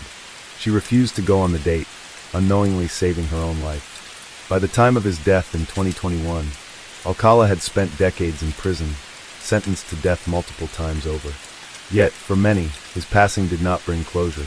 His crimes left an irreversible scar on the families of his victims and on the justice system itself. The photographs he left behind, filled with unknown faces, remained an ongoing mystery, leading investigators to believe that his true number of victims might never be fully known. Rodney Alcala's story serves as a grim reminder of how serial killers can move undetected in society, hiding in plain sight. He was not a shadowy figure lurking in alleyways. He was an intelligent, educated man who used charm and deceit as his weapons. His ability to manipulate those around him allowed him to evade justice for years, leaving devastation in his wake. Even now, long after his death, the search for his victims continues. Investigators still receive new leads, families still wait for answers, and forensic experts continue analyzing evidence in the hopes of uncovering the full truth. The legacy of Rodney Alcala is one of horror, deception, and an unsettling reminder that true evil often wears a friendly face. Case 10. Ted Bundy was one of the most infamous serial killers in American history, a man whose charm and intelligence masked a deeply depraved nature. Born Theodore Robert Bundy on November 24, 1946, in Burlington, Vermont, his early life was marked by secrecy and deception. He was raised by his grandparents under the belief that his mother, Eleanor Louise Cowell, was actually his sister. This revelation, which he discovered later in life, may have contributed to his psychological turmoil.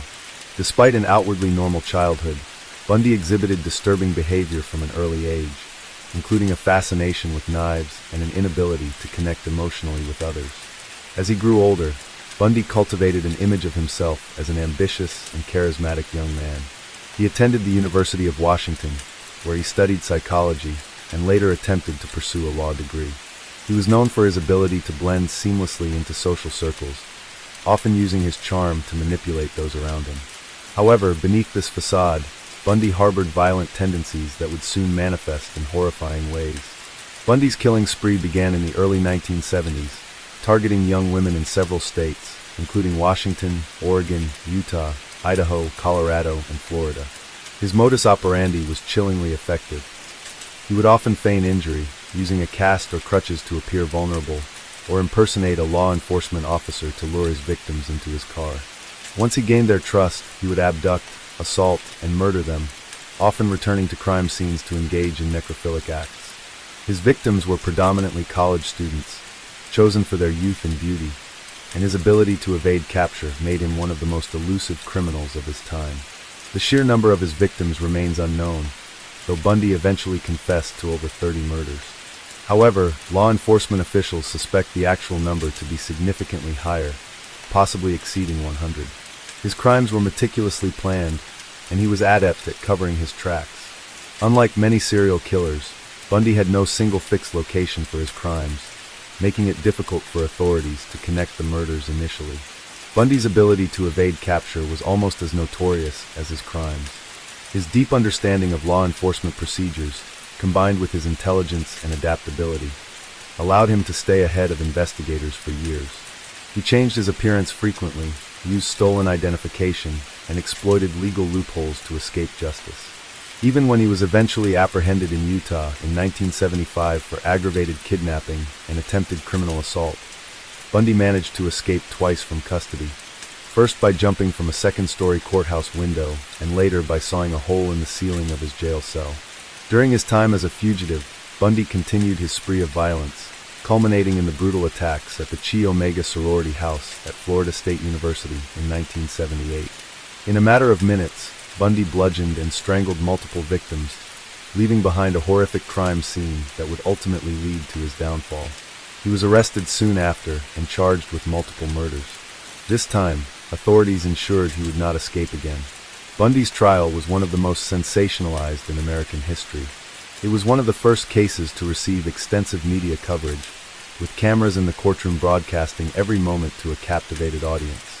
Bundy, always eager for attention, chose to represent himself in court, using his legal knowledge to delay proceedings and manipulate the system. However, the evidence against him was overwhelming, including eyewitness testimonies, forensic evidence, and a distinct bite mark that matched his dental impressions. In 1979, Bundy was convicted of multiple counts of murder and sentenced to death. Over the next decade, he exhausted every possible legal avenue to delay his execution, even offering to provide additional details about his crimes in exchange for clemency. His final confessions came in the days leading up to his execution, as he admitted to numerous murders that had long remained unsolved. On January 24, 1989, Bundy was executed in the electric chair at Florida State Prison. Crowds gathered outside the prison, celebrating the death of a man who had terrorized the nation for years. Despite his execution, Bundy's legacy continues to haunt criminologists, psychologists, and true crime enthusiasts. His case remains one of the most extensively studied examples of psychopathy and serial murder, offering insights into the mind of a killer who was able to manipulate and deceive those around him with terrifying ease. His story serves as a chilling reminder that true evil can often wear the mask of normalcy, hiding in plain sight. Ted Bundy's case is not only one of the most infamous serial killer stories in American history, but also a prime example of how manipulation, charm, and a complete lack of remorse can allow a criminal to evade justice for years. His crimes spanned multiple states, and his ability to exploit legal systems, media attention, and even personal relationships made him one of the most enigmatic and dangerous criminals of the 20th century. To fully understand the extent of Bundy's depravity, it's essential to examine the details of his early life, his methods of killing, his psychological profile, his multiple arrests and escapes, his trial, and his eventual execution. Bundy was born to a single mother, Eleanor Louise Cowell, in 1946. His mother was just 22 years old when she gave birth to him at the Elizabeth Lund Home for Unwed Mothers in Burlington, Vermont. To avoid societal shame, her family decided to raise Ted as their own child, while Eleanor was introduced to him as his older sister. This deception would later have a profound effect on Bundy, particularly when he discovered the truth about his origins. From a young age, Bundy exhibited signs of antisocial behavior. While many remember him as a well-mannered and intelligent child, those who knew him more intimately noticed something unsettling about him. He displayed an unusual interest in violence, enjoyed scaring people for his own amusement, and showed no remorse for his actions. His childhood lacked significant emotional connections, and as he grew older, he became more adept at masking his true self under a charming and seemingly normal exterior. Despite this, Bundy excelled academically. He attended the University of Puget Sound and later transferred to the University of Washington, where he studied psychology. Ironically, while studying human behavior, Bundy was secretly refining his ability to manipulate and deceive others. At one point, he even worked for a crisis hotline where he provided guidance to troubled individuals, an eerie contrast to the violent double life he would later lead. It wasn't until his romantic life took a hit that Bundy's violent tendencies began to surface. His first serious girlfriend, a wealthy and sophisticated woman, broke up with him after realizing he lacked ambition. This rejection seemed to ignite a deep-seated rage in Bundy. Many criminologists believe this event served as a catalyst for his later crimes, as many of his victims closely resembled his former girlfriend.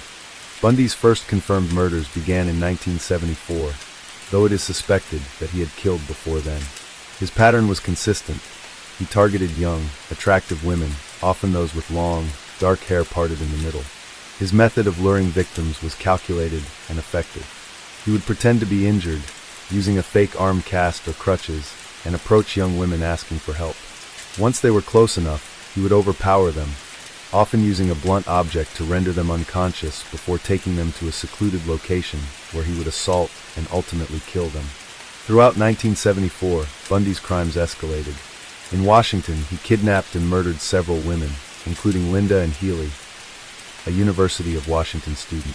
That same year, in broad daylight, he abducted 2 women from Lake Sammamish State Park. Witnesses saw him approaching women under the name Ted, which ultimately provided investigators with one of their first critical leads. Bundy's crimes spread across multiple states, including Oregon, Utah, and Colorado. He adapted quickly, using different tactics to avoid suspicion. Sometimes, he would impersonate a police officer or a firefighter, exploiting public trust to lure victims into his car. His ability to blend into different social environments made him nearly invisible to law enforcement for years. Bundy was finally arrested in August 1975 when a Utah police officer stopped him for erratic driving.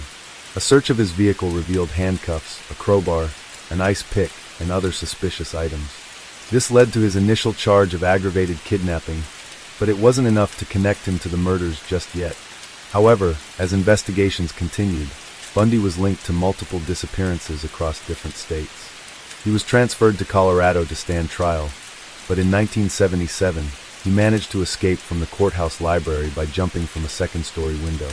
He was recaptured within days, only to escape again, this time from his jail cell by sawing through the ceiling and crawling into the ventilation system. This second escape led to one of Bundy's most violent rampages. After fleeing Colorado, he made his way to Florida, where he broke into the Chi Omega sorority house at Florida State University in January 1978. Within a matter of minutes, he brutally attacked 4 women, killing 2 of them and leaving the others severely injured.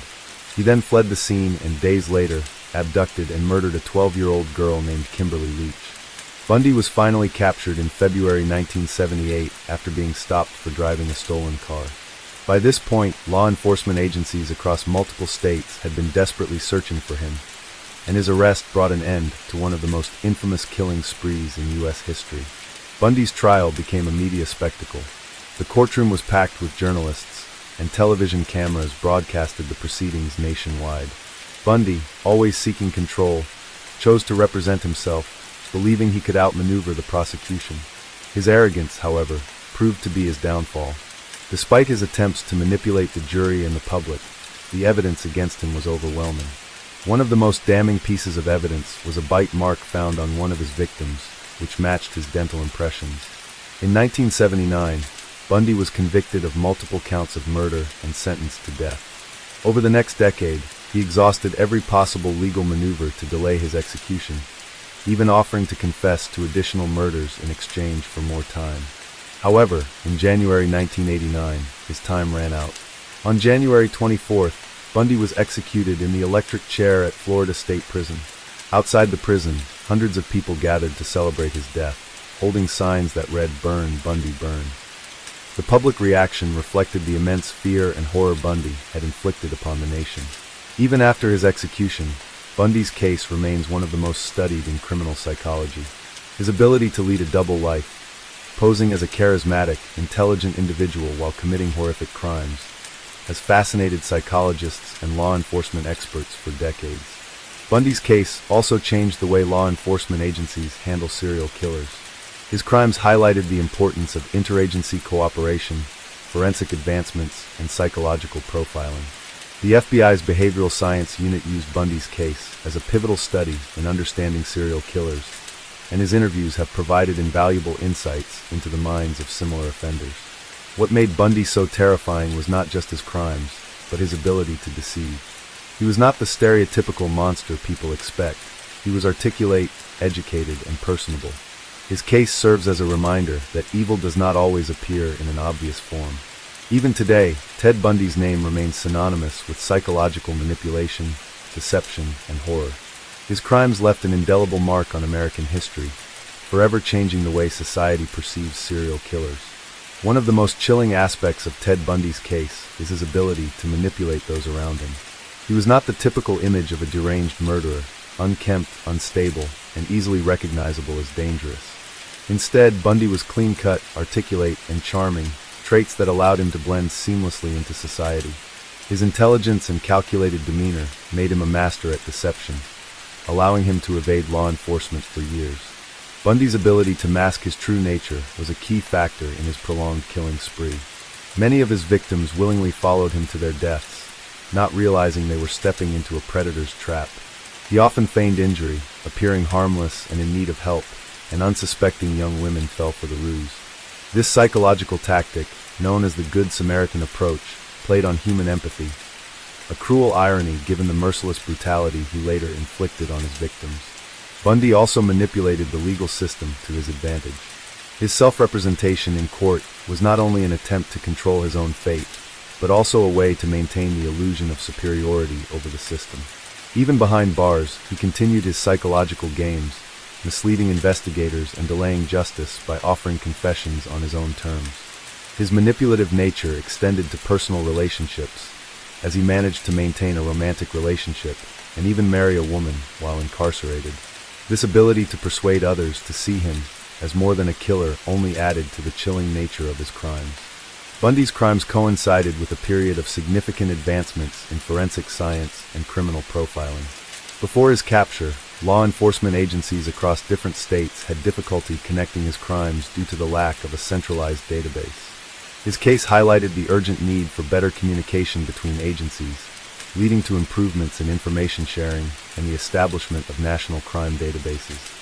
One of the most crucial pieces of forensic evidence that led to Bundy's conviction was the bite mark analysis from his attack on Lisa Levy, one of the Chi Omega victims.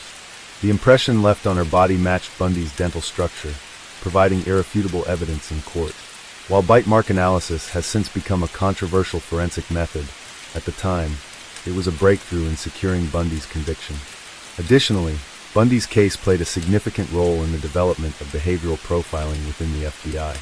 His interviews with law enforcement provided invaluable insights into the mind of a serial killer. The FBI's behavioral science unit used his case as a foundational study in understanding the motivations and psychological patterns of similar offenders. His admissions, though often cryptic and manipulative, helped law enforcement refine profiling techniques that would later be used to catch other notorious serial killers. Few criminals have had as lasting an impact on popular culture as Ted Bundy. His case has been the subject of numerous books, documentaries, and films. The fascination with Bundy stems not only from the horror of his crimes, but also from the paradox of his personality. How someone so outwardly normal could be capable of such evil. The media played a significant role in shaping Bundy's public image. During his trial, he received an unusual amount of attention, with news networks covering his case extensively. His confidence in front of the cameras, coupled with his bizarre attempts to charm the public, made his trial one of the most watched in American history. Some women even found themselves drawn to him, sending him fan mail and expressing their admiration, a disturbing phenomenon that underscores the power of psychological manipulation. Hollywood has also capitalized on Bundy's story, with multiple films and TV adaptations attempting to capture his dual nature. From documentaries like Conversations with a Killer, the Ted Bundy tapes to dramatized films like Extremely Wicked, Shockingly Evil and Vile, his story continues to captivate audiences. However, these portrayals often raise ethical questions about the glamorization of serial killers and the impact such media representations have on public perception. Bundy's case left an indelible mark on how serial killers are investigated. His ability to evade capture for so long revealed flaws in law enforcement coordination, leading to significant changes in investigative techniques. The case reinforced the importance of forensic science, behavioral analysis, and interdepartmental cooperation in tracking criminals across state lines. Additionally, Bundy's profile has been used in training law enforcement officers on the psychology of serial offenders. His case is frequently cited in criminology courses and forensic psychology programs as an example of how charm and manipulation can be used as weapons by dangerous individuals. Even decades after his execution, Bundy's legacy remains relevant in discussions about criminal justice, psychology, and media ethics. His story serves as a cautionary tale about the dangers of underestimating individuals who seem outwardly normal, but harbor a darkness beneath the surface. His ability to deceive those around him, exploit the legal system, and evade justice for so long makes his case one of the most studied and unsettling in American history. Case 11. The legend of the Bunny Man has haunted the state of Virginia for decades, its origins buried beneath layers of folklore and fact. At first glance, it sounds like nothing more than a ghost story, an escaped asylum inmate dressed in a rabbit costume, attacking people with an axe under the cover of night. But dig deeper, and you'll find that the myth is rooted in real events, incidents that remain unexplained to this day. It all began in the fall of 1970. Fairfax County, Virginia, was a quiet, wooded region, far removed from the hustle of Washington, D.C., but not untouched by strange occurrences. On October 19, 1970, Air Force Academy cadet Robert Bennett and his fiancée were sitting in a parked car on Guinea Road, near Burke, Virginia. They were enjoying the stillness of the evening when something crashed into the front passenger window. Shattered glass flew in every direction, and before they could react, a man stood before them, dressed in white, long ears protruding from his hood. The figure wielded a hatchet. His voice was calm but menacing. "You're on private property," he reportedly said. "You're trespassing. If you come back, I'll kill you." Then, just as quickly as he had appeared, he vanished into the darkness. The shaken couple reported the encounter to the police, describing the attacker as a man dressed in a bunny costume. Officers searched the area but found nothing, no footprints, no sign of the attacker. It was an unsettling but seemingly isolated event. But 10 days later, on October 29th, another incident occurred. Security guard Paul Phillips was patrolling a construction site in Kings Park West, Fairfax County, when he spotted a man standing on the porch of a half-built house. Even from a distance, something seemed off. The man was dressed in white, with long ears resembling those of a rabbit. Phillips approached, calling out for him to leave the site. The figure did not respond. Instead, he lifted an axe and began hacking away at one of the porch beams. Splinters flew with every strike. As Phillips drew closer, the man turned to face him and shouted, "You're trespassing. If you come any closer, I'll chop your head off." Startled, Phillips backed away and ran for help. By the time police arrived, the man had disappeared into the woods, leaving behind nothing but deep gouges in the wood where his axe had struck. The incident sparked widespread panic. The local newspapers ran headlines about the mysterious Bunny Man, and Fairfax County residents grew wary of venturing out at night. Rumors spread. Some claimed he was an escaped mental patient. Others said he was the ghost of a man who had been wrongfully executed. The more the stories circulated, the more elaborate they became. Soon, whispers of mutilated bodies and ritualistic killings made their way into the legend. Authorities investigated, but the Bunny Man was never caught. Over the years, more sightings trickled in. Figures in white lurking near abandoned buildings, axe marks found on bridges, the eerie sound of laughter echoing through the trees. The legend only grew stronger with time. One particular place became synonymous with the myth, Bunny Man Bridge. Officially known as Colchester Overpass, this isolated railway bridge in Clifton, Virginia, became the focal point of local ghost stories. People claimed that on Halloween night, if you stood beneath the bridge at midnight, you could hear the Bunny Man's voice whispering through the wind, or worse, see his shadow watching from the treetops. Skeptics dismissed the tale as urban legend, a ghost story born from a combination of real-life events and overactive imaginations. But even now, decades later, something about the Bunny Man still lingers. Those who visit the bridge at night report an overwhelming sense of unease, as if something unseen is watching from the darkness. Some claim to have heard faint, rhythmic tapping, like the sound of an axe against stone. Whether the Bunny Man was ever real or simply a figment of fear, his story remains one of Virginia's most chilling mysteries. It serves as a reminder that sometimes the scariest monsters aren't the ones we see, but the ones that refuse to be found.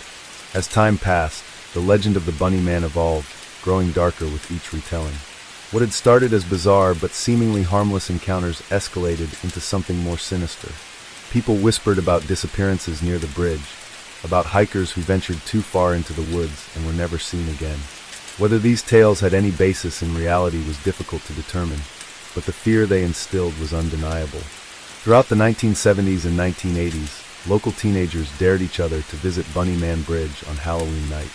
Some claimed to have seen shadowy figures lurking near the overpass, while others swore they heard whispers in the wind, low, guttural sounds, like someone breathing just behind them. More than one person reported finding strange carvings on trees near the bridge. Crude drawings of rabbits, sometimes with their heads missing, their bodies marked with deep, jagged slashes. In 1987, a group of high school students decided to test the legend for themselves. Armed with flashlights and cameras, they hiked into the dense woods surrounding the bridge, determined to prove that the Bunny Man was nothing more than a scary story. They laughed at the idea of an axe-wielding madman in a rabbit suit, dismissing it as pure fiction. But as the night stretched on, their laughter faded. The deeper they went into the trees, the more oppressive the atmosphere became.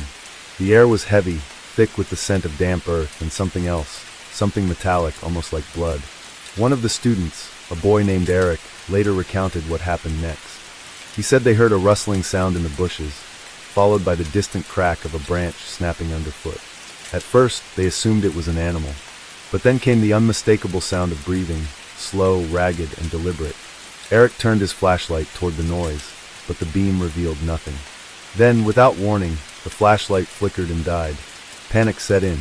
The group turned and ran, their footsteps pounding against the forest floor. But no matter how fast they ran, the sound of heavy breathing seemed to follow them. By the time they reached the bridge, they were gasping for air, their hearts hammering against their ribs. They piled into their cars and sped away, convinced that someone, had been stalking them in the woods that night. In the years that followed, more reports of strange occurrences around Bunny Man Bridge surfaced. A man walking his dog near the area claimed to have seen a figure crouched in the shadows beneath the overpass. When he called out, the figure stood, its silhouette distorted by the moonlight, its elongated ears casting eerie shapes against the stone. The man fled, his dog barking wildly as they disappeared down the road. Another chilling account came from a group of paranormal investigators who set up recording equipment near the bridge. They hoped to capture evidence of supernatural activity, but what they found was far more disturbing. When they played back their recordings, they heard what sounded like faint whispers layered beneath the white noise. The words were garbled, but one phrase stood out clearly: "Get out." Despite these stories, skeptics insisted that the Bunny Man was nothing more than an urban legend, a case of mass hysteria fueled by campfire tales and overactive imaginations. They pointed to the lack of concrete evidence, the absence of any real proof beyond anecdotal accounts. But even they could not deny the bridge's unsettling reputation, nor could they explain the unshakable feeling of dread that seemed to settle over anyone who spent too much time there. In an attempt to separate fact from fiction, local historian Brian Conley conducted an extensive investigation into the origins of the Bunny Man legend. His research revealed something unexpected. There was no record of an escaped asylum patient in Fairfax County, nor was there any evidence of a serial killer dressed as a rabbit. However, Conley did uncover newspaper articles from 1970 detailing the original Bunny Man sightings, the reports made by Robert Bennett and Paul Phillips. The incidents were real, even if the man behind them was never found. What became of the Bunny Man? No one knows for certain. Some believe he was a drifter, an unhinged recluse who took pleasure in terrifying others before vanishing into the wilderness. Others think he was an ordinary man who, for reasons unknown, chose to hide behind the mask of an urban legend. And then there are those who swear he was something else entirely, something beyond explanation, a specter born from fear itself. Today, Bunny Man Bridge remains a place of mystery, its legend woven into the fabric of Virginia's folklore. Visitors still make pilgrimages to the site, some in search of a thrill, others hoping to glimpse a shadow of the past. And though the rational mind insists that there is nothing to fear, those who stand beneath the overpass at midnight cannot shake the feeling that they are not alone. Perhaps the Bunny Man was never real, or perhaps even now he watches from the darkness, waiting for the next unsuspecting soul to stray too close to his domain. The legend of the Bunny Man didn't fade as time passed. Instead, it grew, whispered among children at sleepovers, spoken in hushed tones by teenagers daring each other to visit the infamous Colchester overpass, and even analyzed by local historians trying to separate fact from fiction. But some stories were never meant to be untangled. Throughout the 1970s and 1980s, a series of disappearances were reported around Fairfax County and nearby areas of Clifton, Virginia. Hikers, drifters, and even a handful of university students were last seen near the heavily wooded trails that line the roads near the overpass. Their vehicles were found abandoned, doors flung open as if the occupants had left in a hurry. Some cars had deep gashes along their exteriors, long slashes in the metal, as though made by something not quite human. One of the most disturbing cases involved a young couple, Jason and Emily, who were last seen driving home from a party.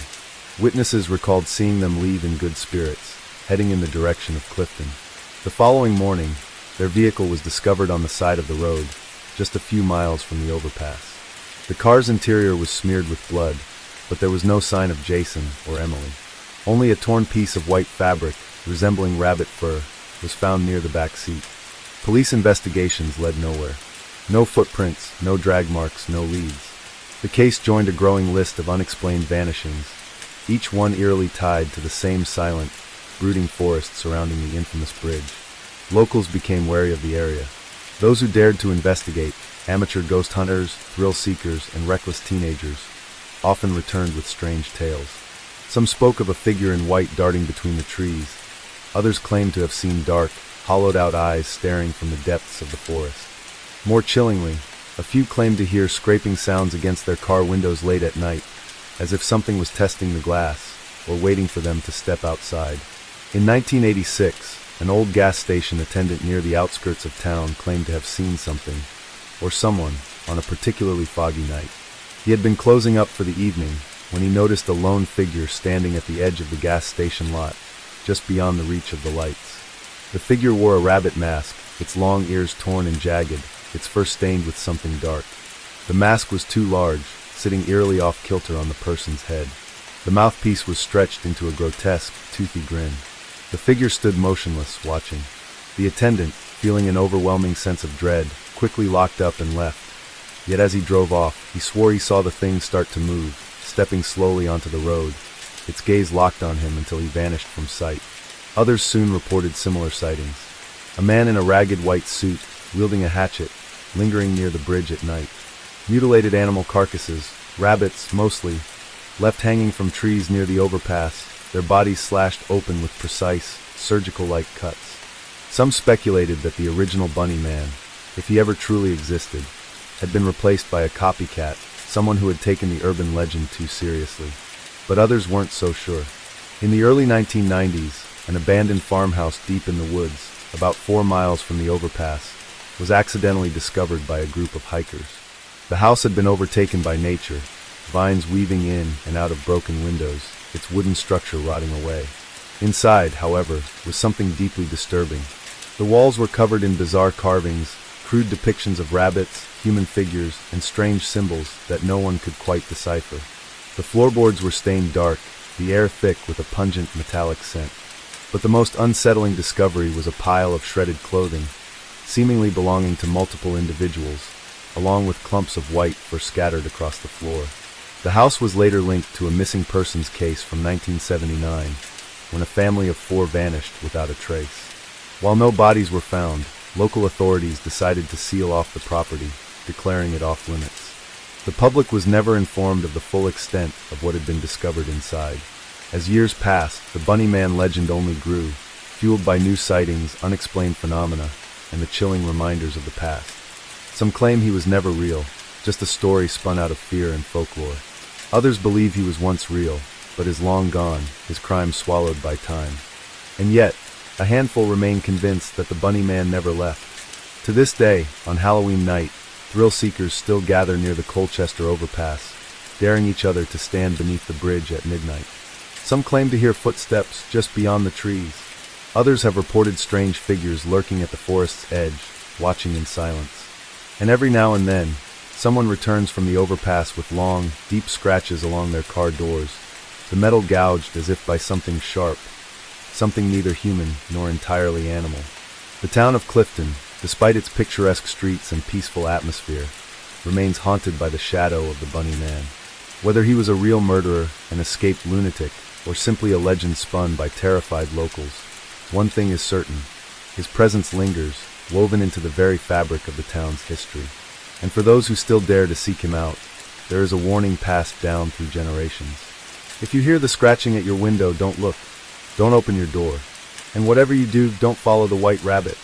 Case 12. The legend of the Night Marchers, or Huakaipa, is one of Hawaii's most feared supernatural phenomena. Though widely regarded as folklore, there have been eerie incidents reported throughout the islands that make many believe the tales are more than just myths. The Night Marchers are said to be the ghostly apparitions of ancient Hawaiian warriors, marching in spectral formation under the cover of night. Their presence is a harbinger of doom to those who witness them, and the only way to survive an encounter is to lie face down in absolute submission, showing respect to the warriors of the past. One of the most chilling modern cases involving the Night Marchers took place in 2012 in Waipio Valley, Hawaii, a place known for its sacred sites and ancient battle history. The story centers around Daniel Kahale, a 37-year-old hiker and local historian who vanished without a trace while exploring the valley's deeper, less-traveled trails. Daniel was well-versed in Hawaiian legends, often sharing his knowledge with tourists and researchers. He believed in respecting the Aina, land, and the spirits that guarded it. Despite his deep understanding of Hawaiian traditions, Daniel was known for his skepticism towards supernatural claims. He often dismissed the stories of the Night Marchers as exaggerated folklore, insisting there was no documented proof that they existed. However, his final recorded message hinted at something much darker than mere legend. Daniel's journey into Waipio Valley was meant to be a 2-day excursion.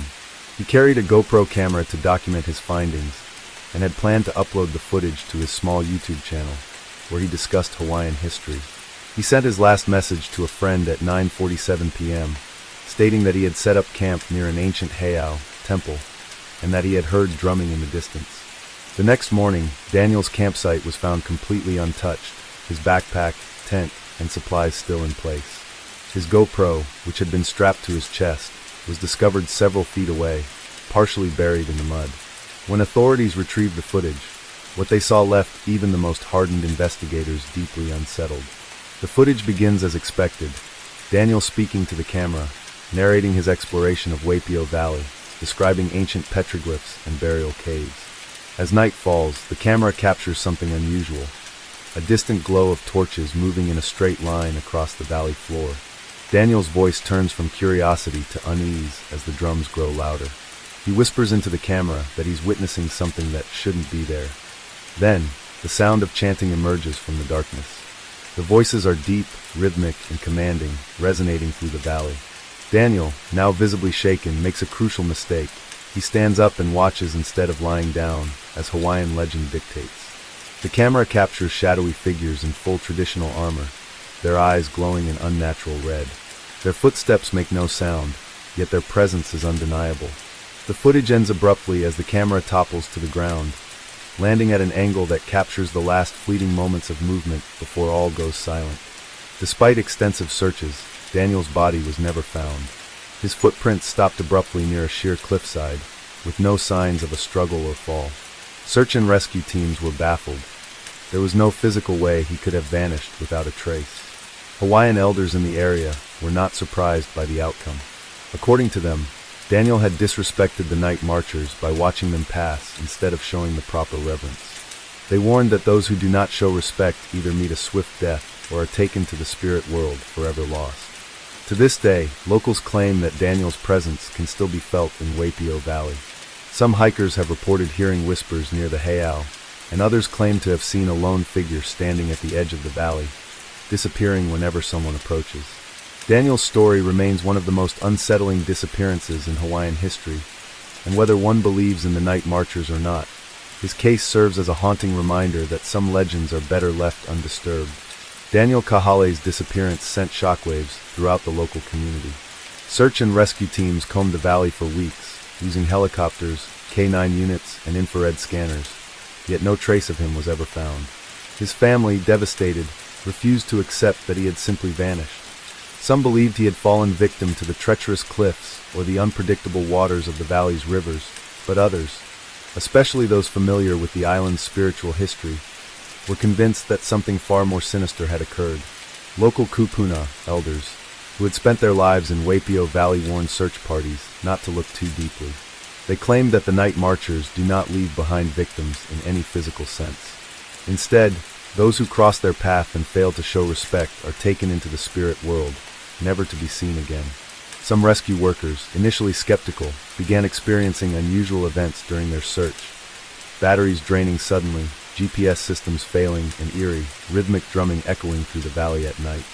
3 days after the search was officially called off, a massive thunderstorm swept across the Big Island, bringing record-breaking rainfall and causing landslides in Waipio Valley. The heiau where Daniel had last camped was partially buried under mud and debris, as if nature itself was erasing any trace of what had happened. Lightning repeatedly struck the valley floor, an unusual occurrence even in Hawaii's storm-prone weather. The storm only deepened the belief that Daniel's fate was sealed by something beyond human understanding. Many saw it as a sign from the ancient spirits, a warning to never disturb their sacred paths again. Despite Daniel's disappearance, his story refused to fade. Hikers and local residents began reporting strange sightings in the months that followed. A lone figure standing at the valley's edge at sunset, only to disappear when approached. Whispers carried by the wind, calling out in an unrecognizable voice. Faint drumming at night, growing louder near the site of Daniel's last known location. One chilling account came from a group of tourists who visited the valley with a local guide. As they reached a lookout point, one of the tourists froze in place, staring into the distance. When asked what she saw, she described a row of shadowy figures carrying torches, walking in perfect formation across the valley floor.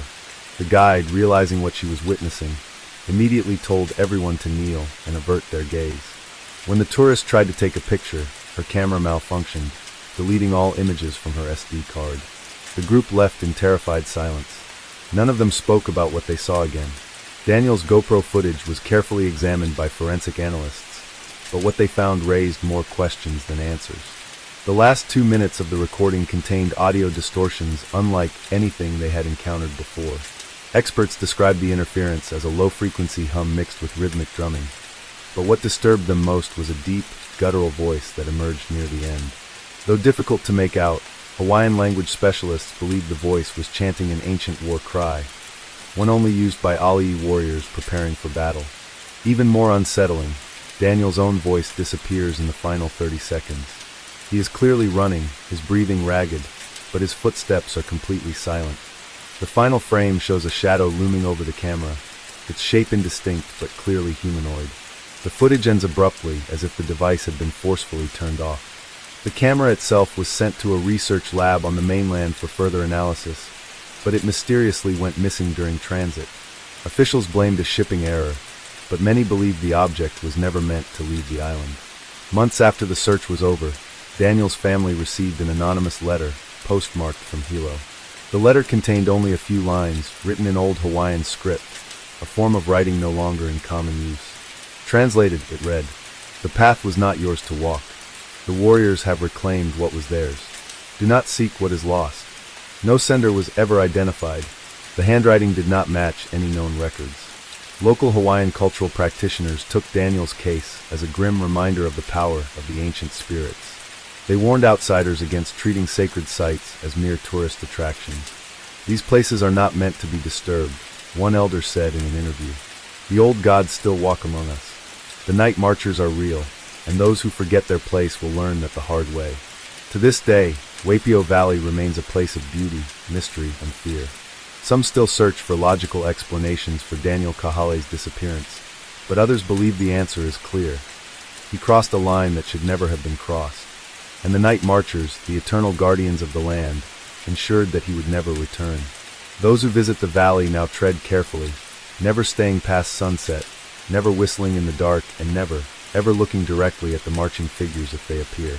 For the spirits of the past do not forget, and they do not forgive. Daniel Kahale's disappearance soon became more than just a tragic mystery. It became an urban legend. His name was whispered in hushed voices, a cautionary tale for those who dared challenge the ancient spirits of Hawaii. Despite warnings from elders, outsiders continued to search for answers, convinced there was a logical explanation for his vanishing. Yet, the more they searched, the stranger the case became. In the years following Daniel's disappearance, paranormal investigators, thrill seekers, and filmmakers were drawn to Waipio Valley. Some wanted to prove the night marchers were real, while others aimed to debunk the stories. But many who ventured into the valley found more than they had bargained for. One documentary crew from the mainland spent a week in Waipio, hoping to capture evidence of supernatural activity. Their leader, a skeptic named James Holloway, dismissed the legends as primitive superstition, convinced that Daniel's case had a rational explanation. Perhaps an accidental fall, a wild animal attack, or even foul play. On the 5th night of filming, James and his crew camped near the remnants of the ancient heiau where Daniel had last been seen. Everything was fine until midnight. The crew's walkie-talkies crackled with static, despite clear weather. Their temperature gauges dropped suddenly, the air becoming unnaturally cold. The sound of drums echoed from the valley, deep and rhythmic, growing louder by the second. One of the cameramen, a young woman named Leah, described feeling an invisible force press against her chest, making it hard to breathe. Then the cameras all shut off at once. Panicked, the crew grabbed their gear and fled to their vehicles. When they reviewed their footage the next morning, the final frames showed something inexplicable.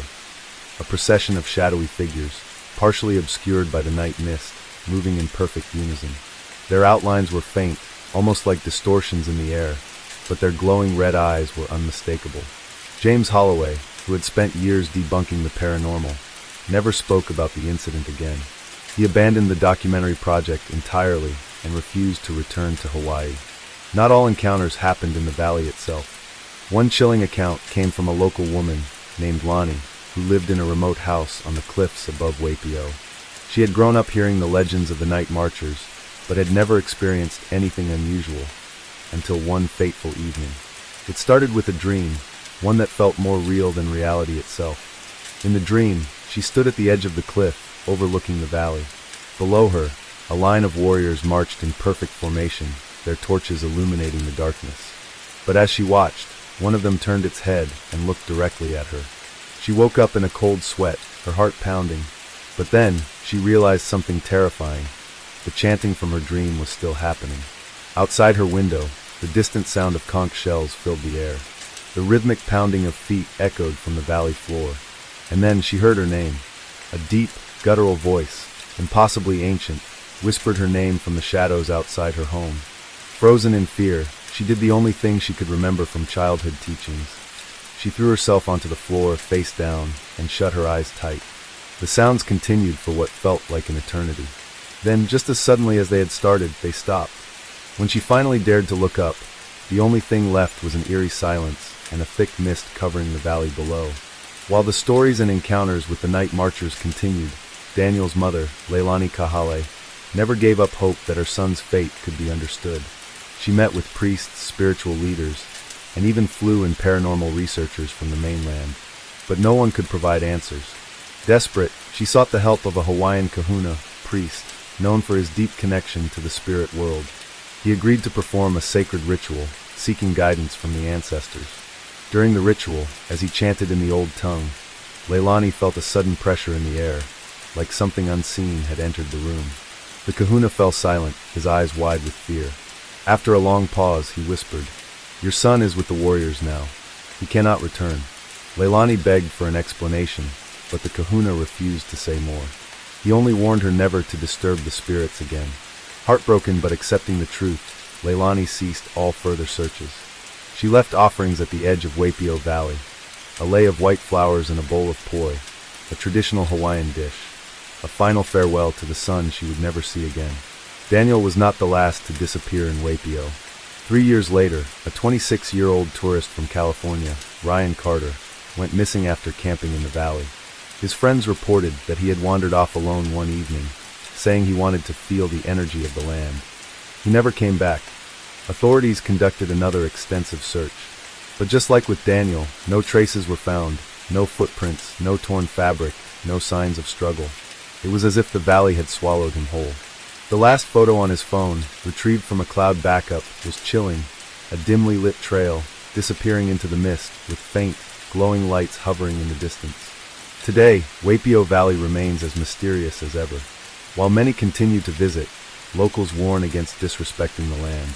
The legends of the night marchers are not just myths, they are warnings. Do not walk the valley after sunset. Do not whistle at night. Do not challenge what you do not understand. For those who forget these rules, the warriors are still marching, and they do not leave survivors. Even now, on certain nights, when the mist rolls in and the wind is eerily still, you can hear them, the steady beat of drums, the distant calls of conch shells, and the unseen eyes watching from the darkness. And if you ever find yourself in Waipio Valley at the wrong time, remember this. Never look directly at them, never make a sound, and never, ever stand in their path. Case 13. In the late 1980s and early 1990s, a chilling rumor began circulating throughout Chicago, particularly among children and teenagers. Stories of a mysterious figure dressed as a clown, lurking in parks and near schools, spread like wildfire. He wasn't a performer at birthday parties, nor was he a friendly figure handing out balloons. This was Homie the Clown, a sinister character who allegedly drove around in a white van, attempting to lure children inside. The legend took root in the predominantly African-American communities of Chicago's south and west sides. Parents whispered warnings to their children, teachers reinforced safety lessons, and kids shared terrifying accounts of near abductions. The name Homie itself seemed to originate from a popular television character on In Living Color, a sketch comedy show that featured a comedic yet rebellious clown named Homie D. Clown. However, the Homie haunting Chicago's streets was no laughing matter. Reports varied in detail. Some claimed he merely tried to scare kids for fun, while others told more sinister tales of attempted kidnappings. Schools sent out warnings and police increased their patrols, yet no official reports confirmed an actual abduction. The lack of solid evidence only added to the hysteria, making Homie the Clown more of a phantom than a man, a living urban legend. As the rumors grew, so did the fear. Parents refused to let their children walk home alone. Kids would huddle together, pointing at any white van that passed, their hearts racing with terror. The police, while acknowledging the community's concerns, struggled to verify the claims. Without concrete evidence, Homie the Clown became more of a specter of paranoia rather than a real threat. Psychologists studying the phenomenon suggested that Homie the Clown was a product of collective fear, amplified by word of mouth and media sensationalism. Urban legends thrive in environments where anxiety is already present, and during the late 1980s, crime rates in Chicago were high. Fear of child abductions was already a pressing concern, and Homie fit neatly into that pre-existing paranoia. Interestingly, this wasn't the first time a killer clown narrative had taken hold of the public's imagination. Just a decade prior, John Wayne Gacy, one of America's most infamous serial killers, had been arrested in Chicago. Gacy had performed as Pogo the Clown at children's parties, creating a disturbing association between clowns and danger. Though Homie was likely a fictional creation, his image played into a deep-rooted cultural fear of clowns, known as coulrophobia.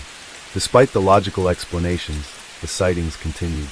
Children claimed to see him standing near playgrounds, holding a sack, waving them over. Others insisted they heard him laughing from a distance, his face obscured by shadows. The line between reality and folklore blurred as the legend refused to die. Page 3.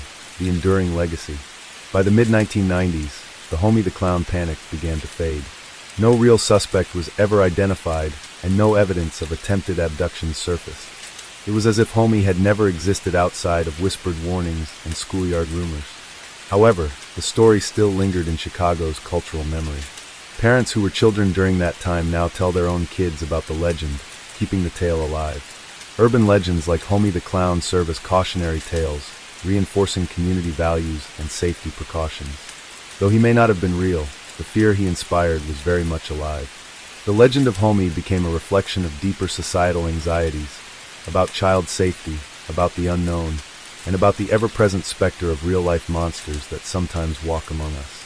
Even today, the occasional whisper about Homie resurfaces, usually when an eerie figure is spotted near a school or an unfamiliar van lingers too long. In the digital age, similar legends spread online, evolving with the times, but the core lesson remains the same. Stay vigilant, trust your instincts, and beware of the things that lurk just beyond the reach of reason. Was Homie the Clown ever real? Perhaps not in the way people feared, but in the minds of those who lived through the panic, he will always remain a shadow in the dark, a figure just out of sight, waiting to return when the fear is needed once more. While the Homie the Clown legend faded from the public eye, its echoes still reverberate in Chicago's folklore. The legend left an imprint on those who grew up during its peak, and even today, some recall strange encounters that never quite faded from memory. Did they truly see Homie? Or was it the weight of collective fear that made them believe? The legend of Homie the Clown took on new life with the rise of internet forums and social media. Every few years, eerie photos circulate, grainy images of clowns standing beneath dimly lit street lamps, their faces frozen in unsettling grins. Pranks inspired by the myth occasionally spark new waves of panic, proving that Homie still lingers in the public consciousness. The 2016 killer clown phenomenon, where people dressed as sinister clowns to terrorize neighborhoods, bore an uncanny resemblance to Homie the Clown. It was as if the legend had been reborn in a digital age, proving that fear, once planted, never truly dies. Chicagoans who lived through the original Homie scare watched these modern clown sightings with a mix of nostalgia and unease. The cycle had come full circle. Beyond Chicago, similar urban legends persist. The boogeyman, the vanishing hitchhiker, the hook-handed killer. These myths thrive because they tap into universal fears. Homie the Clown was no different. He wasn't just a figure in a white van. He was the embodiment of every parent's worst nightmare, every child's fear of the unknown. Perhaps the most unsettling thing about the Homie the Clown legend is the possibility that it wasn't entirely fiction. While no verifiable kidnappings were linked to him, the fear that spread was built on something real. Anxieties about safety, memories of past horrors, and a genuine distrust of the unknown. The absence of proof does not always mean the absence of danger. Today, when Chicagoans hear the whisper of Homie the Clown, they don't just remember the fear, they remember the lessons. Watch the streets, protect the children, and never, ever trust the man in the white van.